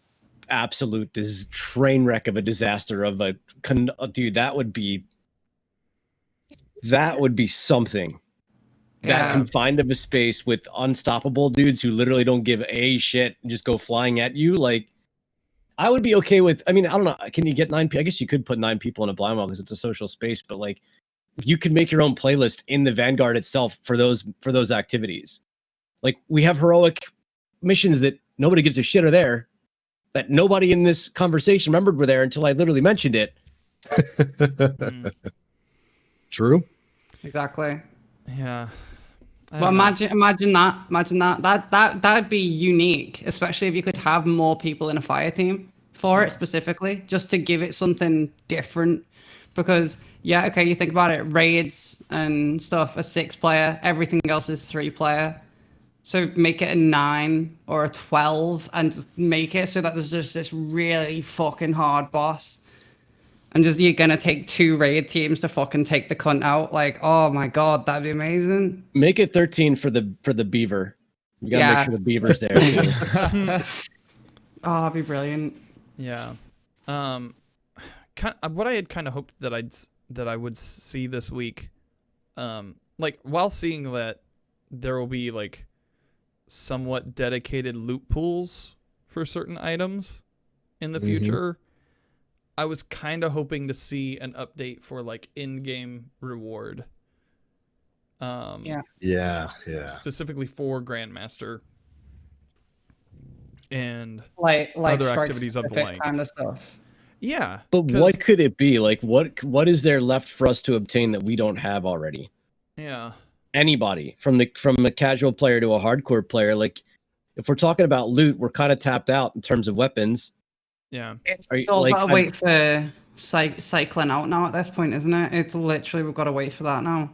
We've heard fully masterworked exotic armor, which would be nice. That'd be Max nice. stat roll, max masterwork would be cool-ish. Mhm. But the fact of the matter is the end game activities are still so annoying to me that wouldn't be enough to entice me. because I'll end up getting Aeon Swifts. You know what I mean? I'll end up getting some worthless exotic that I'm never going to use as that. Like the odds of me getting the one that I want. It, and you get like a golf ball and like 20. What if you gave me the ability to forge the weapon with the given perk set that I want? So let's say you do Grandmaster Nightfall. At the end of it, it's going to say, all right, dude, these are going to be the Season of the Forge gun rewards. So your Kindled Orchid, your threat levels, your whatever. And I can say, okay, I want Chambered Compensator, Assault Mag, Rangefinder, Rapid Hit with a Range Masterwork. That's what I want to take as my reward. And then boom, there it is. Wish granted. So you've completed this task, you get the specific gun that you want. Oh, that would make the casual player base absolutely lose their mind because they'll never have the opportunity to do that. But RNG and playtime. We can't give the players what we want. I mean, would you even make it like 3 out of the 5? Not even like the gun, but like you're mitigating the amount of things you have to roll to get the gun. I would take no. that. I want the gun. Okay. I want my weapon. I don't know. I think if you did at least a portion of it, it wouldn't make the casual player bases mad because not literally everyone would have the gun. I don't know. See what you're saying there. Yeah, I don't know. Because What then if it wasn't everyone would have farmable? it. Because if it wasn't farmable, you would literally run out of time before you could manufacture the guns that you wanted. I feel like if they were to do something the way Menagerie first came out, where if you were to be quick enough to farm it, then you could. But the only problem with what you were saying then was very much that, like, okay, so let's say, oh, Dan's disappeared. Uh-oh. Did the stream crash? I don't Dan, know. he looked away for a second and now it's gone. No, he turned off camera. I think he's talking. Okay. But you know, if everyone was to go to one place and go, okay, there's the gun, and everyone would have it, and it I don't know, it'd kind of take the special factor away from it. I know everyone would still go farming for it, but there'd be, I don't know.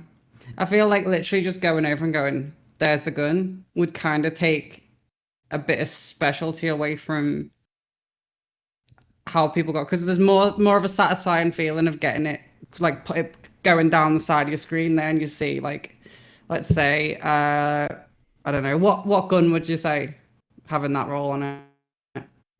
I mean, like, I think I understand what you're saying. You're just talking about the wow factor of earning through RNG and like that feeling that you got when you finally get that thing that you're hunting for, right? We're talking about the Galahorn in Destiny 1. Like you finally got it to drop. That holy shit, I'm getting out of my chair running around screaming like a crazy person because I got it, right? I don't know that those feelings exist anymore. Yeah. I have seen it, and it's only, right, okay, there is 2 weapons that this still comes from. Only 2 in the entirety of Destiny. I'm going to let you have a guess of what they are first. Anarchy and 1K. Absolutely. They're literally the only 2 guns that get that, because everyone gets, like, literally, for example, this is the most frustrating one for me because I still have not done this one. Spare rations. Mindbenders. If either of them 2 drop, you just hear, yeah, the first time that they get it. They're like fucking screaming, they're like, yeah, and then they check the rolls. This sounds like someone's just died inside. Dude, it is so awful. And then you see them go over, they've got the rolls there, and they're like, oh, right, okay, so they dismantle it. And then another one doesn't drop for 5, 10, 15, 20 runs later, and then it's the same again. And then after so many times, I think there's only so much heartbreak someone can take before they're like, right, okay, fuck this. I'm not even asked about the gun anymore. But Anarchy in 1K, my God, when one of them drops, there's no, it's like, it's literally the Galahorn effect. Yeah. Mm-hmm. What if, this is a random thought, it just came to mind while you were talking about like picking out that perfect roll. What if they brought back the system of re-rolling that we had with Motes of Light? Ooh. But the only way to get it was through certain activities, and some of that would be like higher level nightfalls. Yeah. And you would get more for doing the highest level. Not a ton more, but you get more chances at re-rolling whatever. Just call it like a re-roll material.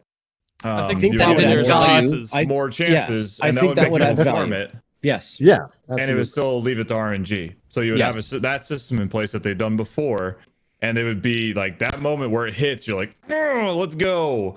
Like glass But needles. you would be able to farm those chances instead of having to farm for the gun and then RNG roll in it again. Yes. Yes. You mean like Sign me glass up. needles kind of thing? Yeah, kind of like Yeah, that. sure. Oh, dude, Yeah, yeah. Call it whatever you that'd want. be incredible. That'd be fucking incredible. And that would incentivize people to do Grandmaster stuff for days. If you had more chances Absolutely. to get Mhm. more chances to reroll something because you're able to do a high level activity like that. But the casual base could still do something challenging for them and still get a Right. chance to, but it wouldn't be like 3, it would be 1. And so I think that'd be a fantastic way to add value to in-game content. If that were something to drop from Grandmaster Nightfalls, if that were something that had a chance of dropping from the final encounter of a raid, if that were something that dropped from the flawless chest in Trials of Osiris, I think it's a fantastic, worthwhile thing for people to grind for. And just to get ahead of the argument, because every time the concept of rerolling comes up, someone inevitably says, no, but then everybody's just going to have the same roll. They already do. Yeah. Everybody already goes for the same role. Sorry if I Right. just blew out the ears of any head You did, users. but it's fine. But It needs right. to be a case of they need to be hard to get. yeah, That's the thing. it's gotta Because be a if reward. everyone can just farm it, then there's no point, because then everyone just stock up on them before the season comes out, because the content would be too easy. So then it'd be a case of Yeah. everyone would just stock up on them. Moment day one, the next DLC comes out, everyone Yeah. would just go, right, okay, I just need one copy of that gun, re-roll it till I've fucking got everything I want, and then just infuse it all the way up, and then there's the season done. They don't need to do anything else. So it needs to Yeah. make sure that you need to be challenged enough to be able to not go, this is too hard, fuck that, like we've currently got. And it needs to not be too easy where it's like, okay, well, there wasn't, I could have swimming done that in my these sleep. things. Yeah. It needs to be somewhere slap bang in the middle there where you go, okay, I'm going to get these and I'm going to use them to the point where I'm going to infuse stuff. So, for example, Ascendant Shards are a perfect example of how rare stuff is dropping. Because Yeah. I've only got like, I've never got over 10 of them at any given time, because I'm like, Same. right, okay, so I've got them, but I don't want to farm them because fuck that. Mhm. But I've got enough to where if I was to get an entire another armor set, I'm sorted. But at that point, they're at the right kind of difficulty and drop rate to be able to say that is worth that grind. And I feel like if they were to do that, the re-rolling material would have to be that kind of gotta be rare, rare. because otherwise it is just going to be a case of we're going to end up with the enhancement core issue right now, where everyone's just sat on like triple digit figures and no one's asked, because it's like, Well, that's what they ran into with Motes of Light being the reroll material, because you could do it thousands of times because it's so easily farmable. And I had a friend need while I the was out loo, of by the way. town Be right reroll back. one for me, and he literally spent all my Motes of Light. I came back and I had 0. Oh, But yeah, so F. yeah, that was a really rough memory. But if it was something that was like you really got to go for it to really stock up, you got to spend a lot of hours doing a high level In-game activity. reward. Yeah. Otherwise you get like maybe it's average 10 chances a week to re-roll something. Right, from Yeah. doing stuff like your Nightfalls and whatnot. Yeah. I could definitely agree with that. I think that'd be a worthwhile in-game pursuit for a lot of players right now who are finding no reason to run stuff like Grandmasters. Right. Yeah. Yep. I think. Well, now that we've fixed Bungie's game, is it Yeah. time to move I on? think it's time. I think it's time that we take questions. Yeah. Let's do it. Let's do it. All right. Oh, So. can I have the first one? Oh yeah, go ahead. Radaka Iceman. says. Well, no, I got my own question. Oh, I've you got do? my own question lined up. Okay. Iceman, Yeah. Final Fantasy VII Remake. Oh, it's so good. It's literally so a good. masterpiece. It's a So masterpiece. good. I don't even care that Nomura went off the rails in the final chapters. The gameplay is so immaculate. The character interactions are so perfect. Cannot wait. Cannot wait for part 2. Yeah, I agree. Yes. I know that was less of a statement and more of a question, Yeah. or less of a question and more of a statement, but Yeah. whatever. That was what I wanted to say. Go ahead, Dan.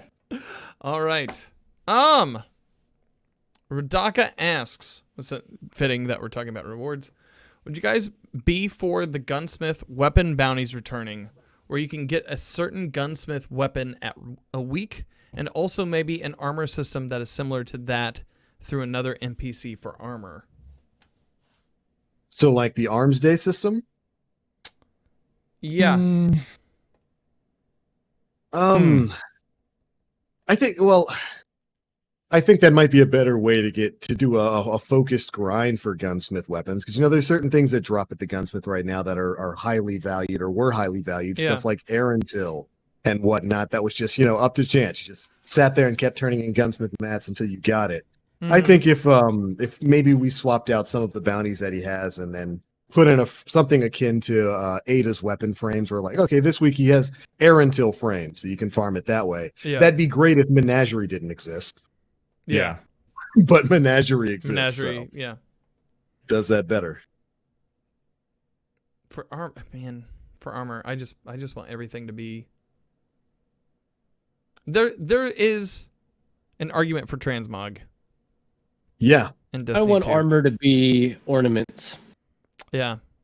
infusible power level ornaments. And Yeah. the thing about armor that's frustrating is that if you don't play end-game content, it's hard to come across high stat roll stuff. Even the Prime Engram system is not super high stat roll.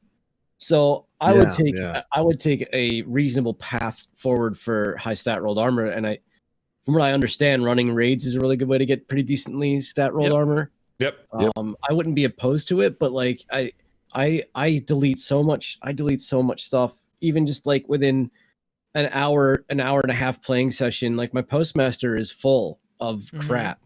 I just don't know if I have the mental capacity to weed through stuff at this point anymore. Like literally after every stream, I have to sit and be like, all right, well, is this solar armor better than the one that I currently have already masterworked with stat? Like I want to get so far away from this system. Yeah. I just can't wait for dismantle all blues or all greens button. It'd be nice. I don't think it's gonna happen. I played a bit of Destiny 1 this week after having to disconnect my Twitch from Bungie because of the taper errors. It was very nice seeing everything green or blue just dissolve into mats immediately. Yeah. Oh yeah, I forgot about that. Yeah. It's just so nice. Agreed. But then you wouldn't have that War Mantis that you could have for all your primary stats. I'm cool. I'd be okay Make with that trade. But I'd make that trade, yeah. Yeah, I agree. Yeah. Yeah, I just want to be able to play the way that I want. Dang it. I want to play the way that I want. I want to look good doing it. Please. Yeah, can't agree. You want to go to the next question? Yeah, sure. But Coffee9 asks, do you guys think the silly troll that Clan Redeem pulled today crossed a line, i.e. making Bungie devs and CMs actually take a second to look at it before they revealed it was fake? So it's fine. Everything's fine. That was funny. I was full on in on it. Like, the moment I seen it, I was like, I'm retweeting that shit. That is funny. So they came out saying it's not true, correct? It's not true. They did. Yeah. Yeah, it's not true. It's previous footage, but they've basically like mixed two videos together of when Worm Gods was the thing, and now with Antaeus, and just kind of fused the two videos together really fucking well. Oh yeah. Yeah. And just been like, there it is, and then all the Bungie staff have just been like, oh no, what's happening? It's so good. Oh, I was howling laughing at it. Like it's cruel because then they were probably all like, oh shit. So At the end of the day, it was so well made that like it's props to them, dude. So maybe we should describe the video, or or I'm gonna find the link here. But it was basically error, right? out that area. Yeah, I'm gonna post Little the nit. video in chat. But so he walks up, he does some damage, he swaps Antaeus wards with another exotic, right? No, it was just Okay. legendary. It Or was a legendary. mini. Yeah. No. What he does is he gets to Burning Hands ×5 because this was how Worm Gods work. He got the Roaring Flames ×3, Burning Hands ×5. Got to them because this is the reason why you know it's Worm Gods and not Antaeus that he's actually using, because you see that going up. And then he swaps the Antaeus off for a legendary set of legs, goes up to his gauntlets, swaps them to Synthos, and then swaps both of them back. Yeah. By which point, Burning Hands would have ran out, and Roaring Flames would have disappeared anyway. So that wouldn't technically work anyway. So that was where I realized, like, okay, this is funky. There's a cut here. Having a little fun. Yeah. But then so he swaps them over to trigger the Roaring Flames infinite glitch, and then goes over to Riven, hits a tractor, and then as the wave of ads spawn, slides through it with Antaeus to reflect the damage back at Riven. Yeah. And just one shots her. One shot. And it was like, yeah. that's fucking brilliant. But like you can see that it's not the Antaeus damage that's hitting it. Yeah. It's two throwing hammers. But it's Yeah. just the health bar from the throwing hammer video on top of an Antaeus ward slide. And it's fucking brilliant. I love it. It was amazingly well done. Yeah. That was really good. Yeah. It obviously brought light to the problem. Obviously, Bungie already knew. Everyone's complaining about it right now. Mhm. Yeah. But it kind of added a little extra flair on top of it. Yeah. I don't think it was a bad thing. I think Bungie's probably laughing themselves right now. And I don't know. They keep doing it. That's a different issue. But I think as a one-off, Right. it's kind of funny. I think, yeah. Well, go ahead, Aura. I'll finish. I was going to say that, like, the downside to this is that Antaeus wards aren't getting removed from the ecosystem. True. Right. True. That is Yeah, the point. I can That's agree. the with downside. Yeah, I can you're not agree. wrong. An almost You got a point. completely uncounterable exotic is still in the loot pool. That's the problem. Like a 1.5 crazy to me. second of immunity, isn't it? 1.5 It's It's something seconds. not- like that. The duration of it could be half a second if it's in the hands of the right player who knows how to use it. There is Yep. nothing You can't do anything about it. you can do about it, and they can shoot through it Yep. at the same time The as no they're button. deflecting. So the immunity only being a minute and a half, I get it. But Minute and a half. Jesus. I'm sorry, Christ, I'm dude. sorry, second and a half. Like, Advocating for buffs here. I mean, Mm. apparently it's what Gladden did, right? He found a way to make the immunity last forever. But Yeah. no, I played Crucible all day today, and I played against 5 players who had no idea how to use it correctly, and they were easy to counter. They were predictable. They were in wide open spaces. And I played Right. one player. I don't recall his name. There was nothing anybody on the team could do about this dude because he played with it so well in the right areas. He was completely unkillable. It's So- powerful. It's really powerful. And I It think it's is hilarious really that it went from being powerful. nothing. 360 and- degrees of immunity is not powerful. It's broken. Yeah. Not on a 360 degrees cooldown of of it. like a second. If the Yeah. cooldown was 20 seconds before you could use it again, maybe. And if it was 180 degrees of immunity, I think that would be a balance. But The thing is, especially with this exotic, but it applies to most of them, is if you see that in the right hands of the right player, basically any exotic's fucking nasty. But the problem at the moment is it's a 360 degree immunity. I feel like it should be, I don't know, in that like second that they're immune, it should just be incoming damage from the front because of the way it works. That's the way it used I to can be. agree with that. That's the way it used Yeah. to be. How it used to be. Yeah. When it first came out, it used to only be in front of them, so you could hop over them and shoot them in the back, and that was Right. A frontal shield. easy. Yeah, that'd be easy way to fix that. Just take it back to that. I really like how the damage isn't dealt to both of them. It's just reflected back at the person. But I do feel like it should be the only incoming damage from the front. Just put it back to that, because the reflection is too good for it to be a 360-degree angle thing. It's Then at the same time, we didn't mention the super gain. I know we're not talking about Antaeus right now, really specifically. wait, what but super gain? You gain super for deflecting. So I've had a lot Oh, of really? people You get like throw 15% of your themselves- super for deflecting. with all the hard light that's- spam and stuff going on. People would throw themselves into hard light spam for a second, Yeah. get super, go back out, and keep doing that. And they would get a super in 1 or 2 rounds of trials. Yeah. Like Fucking the first amazing. round, they would just farm a super by going in and out with their shield because someone was just spamming a corner. If you want to I'm sit there and spam hard light, Yeah, exactly. Yeah. I'm Exactly. so fucking proud of my Mirror Titans Force, right baby. now. That's fucking brilliant. That's but amazing. but yeah, for when it comes to this troll, if Bungie's not mad, nobody else should be. Yeah. Yeah. You didn't have to go and try to search this thing out and figure out the inner code and see if there was something wrong with the spaghetti code that was making this happen. If Bungie's not mad about it, then Yeah. you really shouldn't be mad. There's about it. something about cancel culture that people are like, there's a 10-second. I'll use the reference of the broadcaster who talked about how people should subscribe to it's only $5 and you should have that Oh, kind yeah. of money. Yeah. And like Oh a god. 30-second clip, and well, listen, this is why this is. I'm sorry. I love tell that my clip so community much. that they are the ad revenues and they are nothing but dollar signs to me every day. I make that joke every single stream Yeah. because it's a joke Right. and people know it's a joke.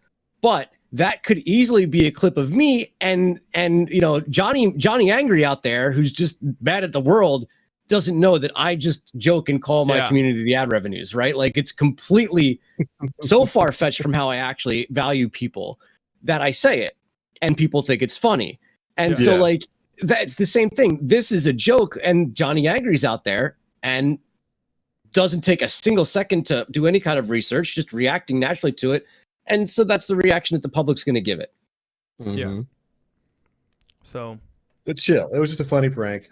Bungie yeah. doesn't care. I think Dylan took to Twitter and like threatened to take away their Yeah. world's Send- first send back your belts. That's a good Take response. it. Literally, honestly, the So, thing they're okay. is that's really annoying is anytime anyone in Redeem does anything, everyone just fucking gives them shit. It's like Mhm. just because they're good, leave them alone. Like Yeah. fucking hell. Yeah, that's Every- fine. Everything's fine. Oh, you fucking Wardcliff this, all this, that, and the other, and it's like, right, okay, well, everyone was using Wardcliff that run, so just shut the fuck up. Quite literally Yeah. the meta. It's fine. Everything's okay. Yeah, I can't stand that damn rocket they're launcher. literally just the nicest Yeah, bunch of fucking lads. You know how you can counter it, Aura? Run Antaeus Antaeus Ward, Wards. right? That's it. You slide. I'll say this. 'Cause I don't use Antaeus Words. I run Dune Marchers on my Titan, which have their own set of issues because 20 meters of light of chain is stupid. It But is if you so run the middle fun. tree on the Solar Titan and throw a hammer, it also chains based off that. So not only do you have 20 meters of damage chaining, you can do that 20 meters from hundreds of yards away. Yep. So next time you're playing Crucible and you really want to troll people, use Dune Marchers in that throwing hammer and watch what happens. Oh, Yeah. dude, that is potentially one of my favorite builds. That or what's it called? Top Tree Sentinel, because that's my main class. I play Top Yeah. Tree Sentinel. Using that and getting an overshield every time I'm triggering that because of my melee. Yeah. Oh, dude, and then anything comes in my bubble. Anything comes in my bubble, dude. I just literally need to sprint in a circle like that, and it's just bam, and you see it just everywhere. Step into my office. Yeah, dude, Marches are literally my favorite exotic in the game right now. They do not come off my Titan. Fucking so good. Final question of the evening before we call it a show, because we're getting into the 2-hour territory here. Dare we venture much further? Gray Fox asks, with more weeks of candid Bungie on hot topics, what hot topic that hasn't been discussed yet would you want them to come out with? Next week they're talking Eververse. Eververse, yeah. Outside So of I'm- Eververse. and I think what they they've talked already about talked everything I cared about when they talked about cheaters. Yeah. I feel like Right. they need to talk about incentivization. Yeah. Because currently, literally, there is one. The entire of this discussion we've been having all night is we've got stuff to do, but why in the fuck would I do it? Yeah. Reward. And that's the most painstakingly crucial fucking problem at the moment. Literally, Yeah. everyone's gone.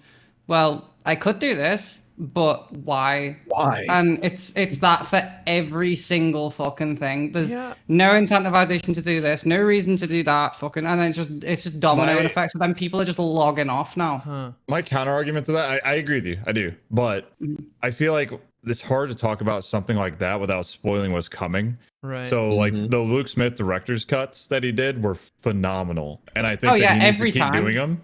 And that's Every where time. he would address something like incentivization and what they're doing with this huge release that's coming.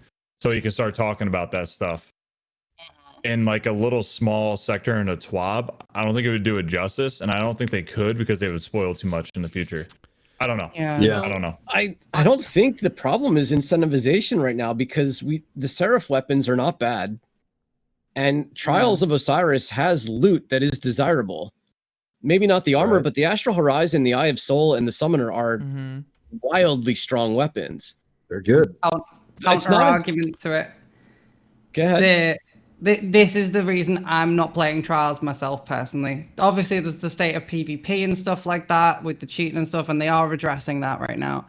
But it's very much a case of, again, we were talking about Grandmaster of why would I put myself through that when I can just do the easier version of the Nightfall for the same rewards? For me personally, when everyone's whinging, going, oh, people are just farming 3 wins to get tokens and go for that roll of this and not going for flawless. It's like, well, flawless gear is gonna be like 3 tokens or the rank 3 or rank 5 with trials in like a week or two anyway. Yeah. So that's this is where this is what I mean by incentivization. Why would people go like I don't have a problem with the token system. That is fine up until when you reach what incentivizes to reach flawless. Because if it was a case of weapons were in the flawless or just armor was in the flawless and you had either of those two and then the 3, 5 and 7 were a completely separate entity. So let's say armor was in the let's say weapons were the 3, 5, 7 and then the armor was to show that you'd gone flawless regardless of glow or any shit like that. It'd be a case of, well, if someone wants the armor set, they go for flawless. If people want the weapons, then they do the 3, 5, 7 and they can farm tokens and go for whatever fucking role they want then. Because the people who want the armor are all going to be battling out for the armor. And it's not going to be a case of, oh, the helmet's the flawless reward this week, but in 2 weeks, oh, don't worry, you can just farm. You can get to 5 wins and then just farm tokens for the rest of the fucking 3 days. That's currently the issue because flawless doesn't matter to anyone at this point apart from the people who are getting the title and they've already got it, so they don't care. Yeah. Right. It needs to have. I know everyone goes, oh, adept weapons, but it's a case of, well, if they literally went, okay, celerity is a weapon on every single, is a perk on all weapons now intrinsically, and then that's on the flawless drops. It's a case of, okay, well, there you go. There's the flawless. Good incentive. idea for a perk, too situational at best. Like, I don't know. Because going for either celerity or, for example, I think the sniper can get celerity or snapshot or something like that. It's something along them lines. It's like, okay, so one perk's really good, and then it's like, okay, so would I want that or would I want celerity, which makes it unique? And then it's a case of, well, okay, put celerity on intrinsic on flawless drops and just have them weapons drop from the flawless and have, just do something to incentivize that flawless, because currently it's literally just, for example, I'm not doing it this week because I've got no incentivization to do it. But it's a case of, if there was a specific fucking thing to go for at the end of them 7 wins and go flawless, then it's like, well, I will be incentivized to do that, but I've got everything, so I'm like, I don't care. Yeah. Right. Yeah. Sorry, I Dan, don't know what if were that you was- gonna say? I don't know. So we're getting a lot of conversation. We're already going to be getting conversation about like Eververse. Yep. I think this week's reward talk could have been a talk about incentivization instead of what they talked about for seasonal reward. Yeah. And that this week kind of feels like a missed opportunity. I would like to see what I would like to see their feelings on what the veteran path is versus the new light path. Oh, that's a good one. To I agree see with where that. they think we should be spending our time. For folks like, I think most of us here at the round table, about where they I feel feel we should be like- spending our time. Yeah. Sorry to cut in. I feel like the majority of the player base now, I know not everyone's a hardcore player, but everyone's a veteran. To some level of degree, because no one's a fucking new light now. The people Right. who are new lights won't be new lights in a week because they'll have been shown everything by someone else. And that's how the new light process is currently operating. It's like a case of someone comes in, they log into the game, they find someone, they look cool, they message them, oh, can you help me with this? And then it just goes like that. And then in the end, like a week later, they're the ones carrying someone else in a raid. Right. And that's the way shit's currently going. And now it's reaching the point where, okay, they've reached that point and then they're getting bored because there's nothing else. And as you said, it literally needs to be a case of now what's in it for the veterans rather than people that are logging in for a day a week Yeah. and then fucking off. Yeah. And BG already says, like, it's BG in chat has said, like, in most cases they're already dictating our loadouts in order to get activities done. Do we really want them now to tell us what we should be spending our time on? Well, maybe not so much that, but it's just like more a preference of what they think we should be rather than what we are design or should be. design wise, what they designed the experience to be and where they can fine tune it, where they're finding pressure points and stress points, and where they can fine tune it to better serve those who maybe have played everything. So I feel like everyone in the player base has now reached the point. Like this is everyone. I'm not being like, oh, the hardcore players, this, that, and the other. No, it's genuinely reached a point now where someone who started the game in my Discord, they started it a month and a half ago, and they've pretty much got everything now. And they're like, well, what am I going to be doing?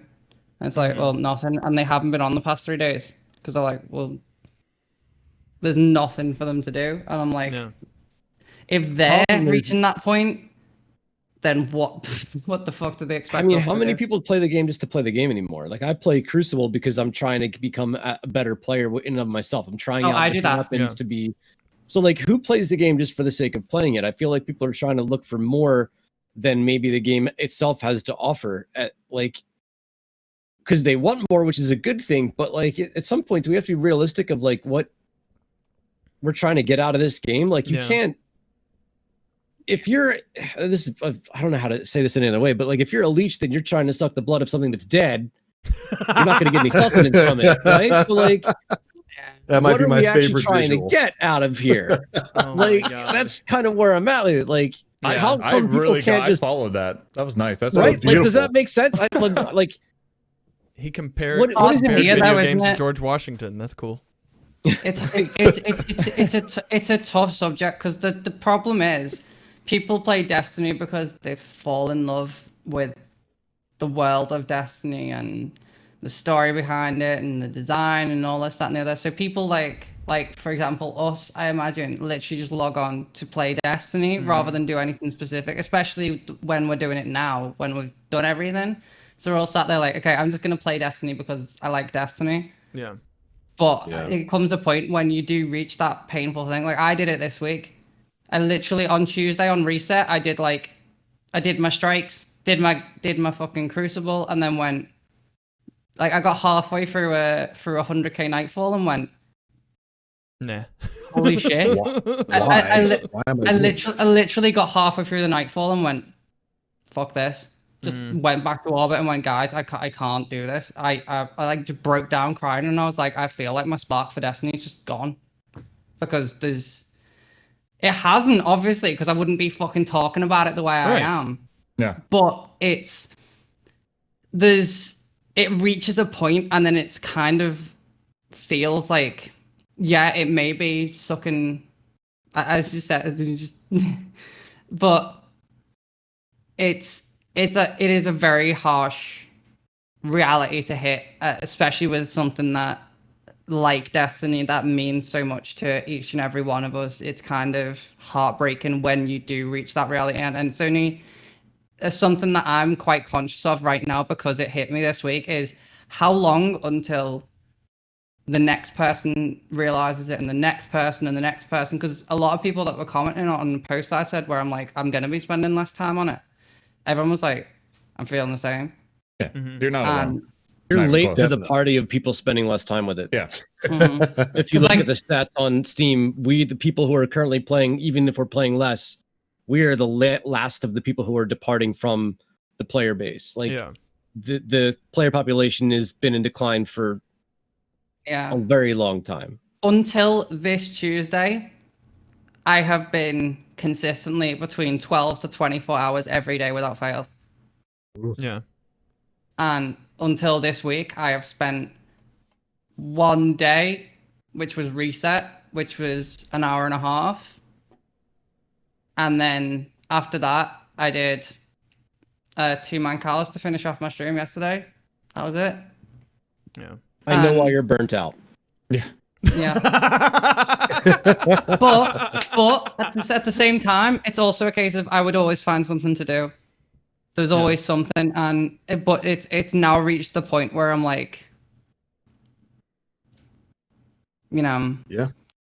it's Gotta have a reason to play. like I literally just log on and redo story missions because I enjoy the game.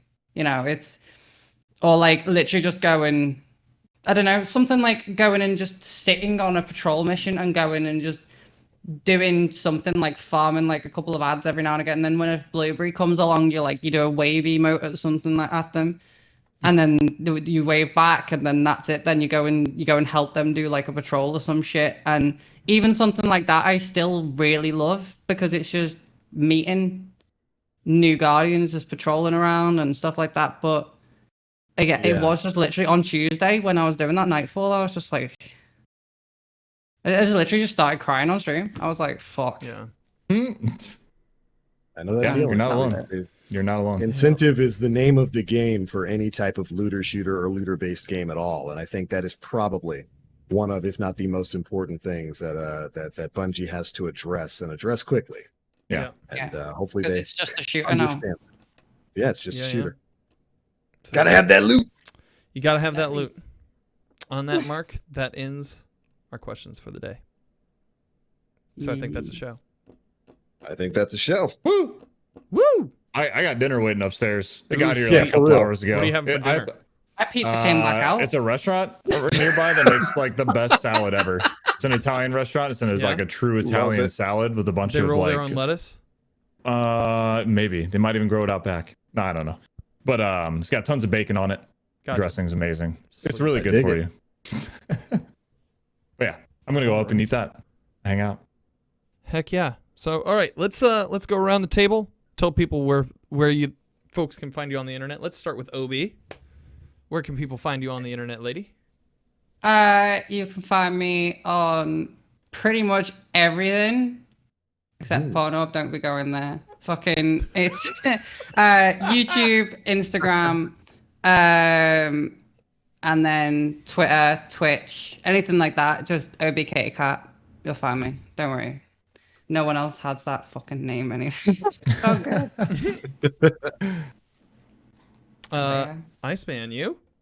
Yeah, I am IcemaN_1H on basically everything. Twitch, Twitter, Instagram, Facebook, even have a Facebook group. Ooh. Jesus. Yeah, because I'm old. Fancy. It's because I'm old. Yeah. That's the sole reason. You and my aunt are on Facebook. exactly.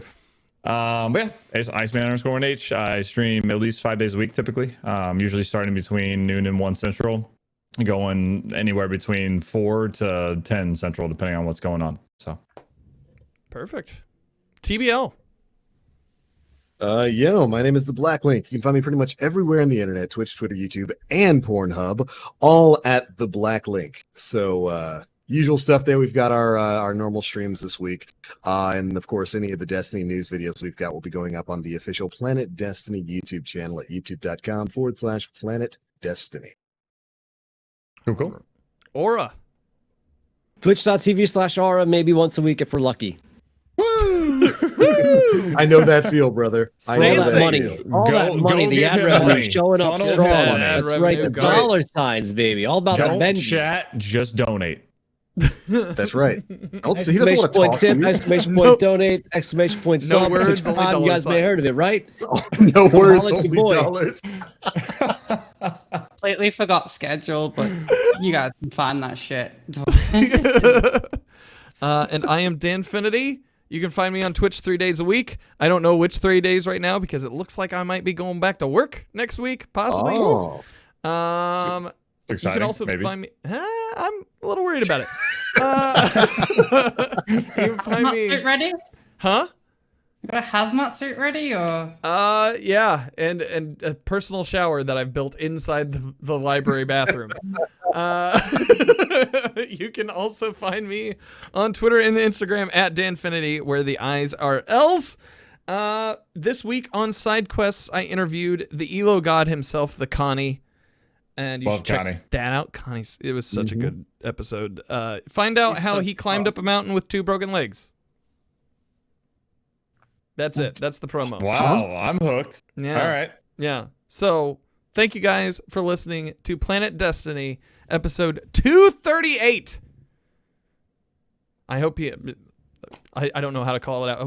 What TBL? How do you normally end it?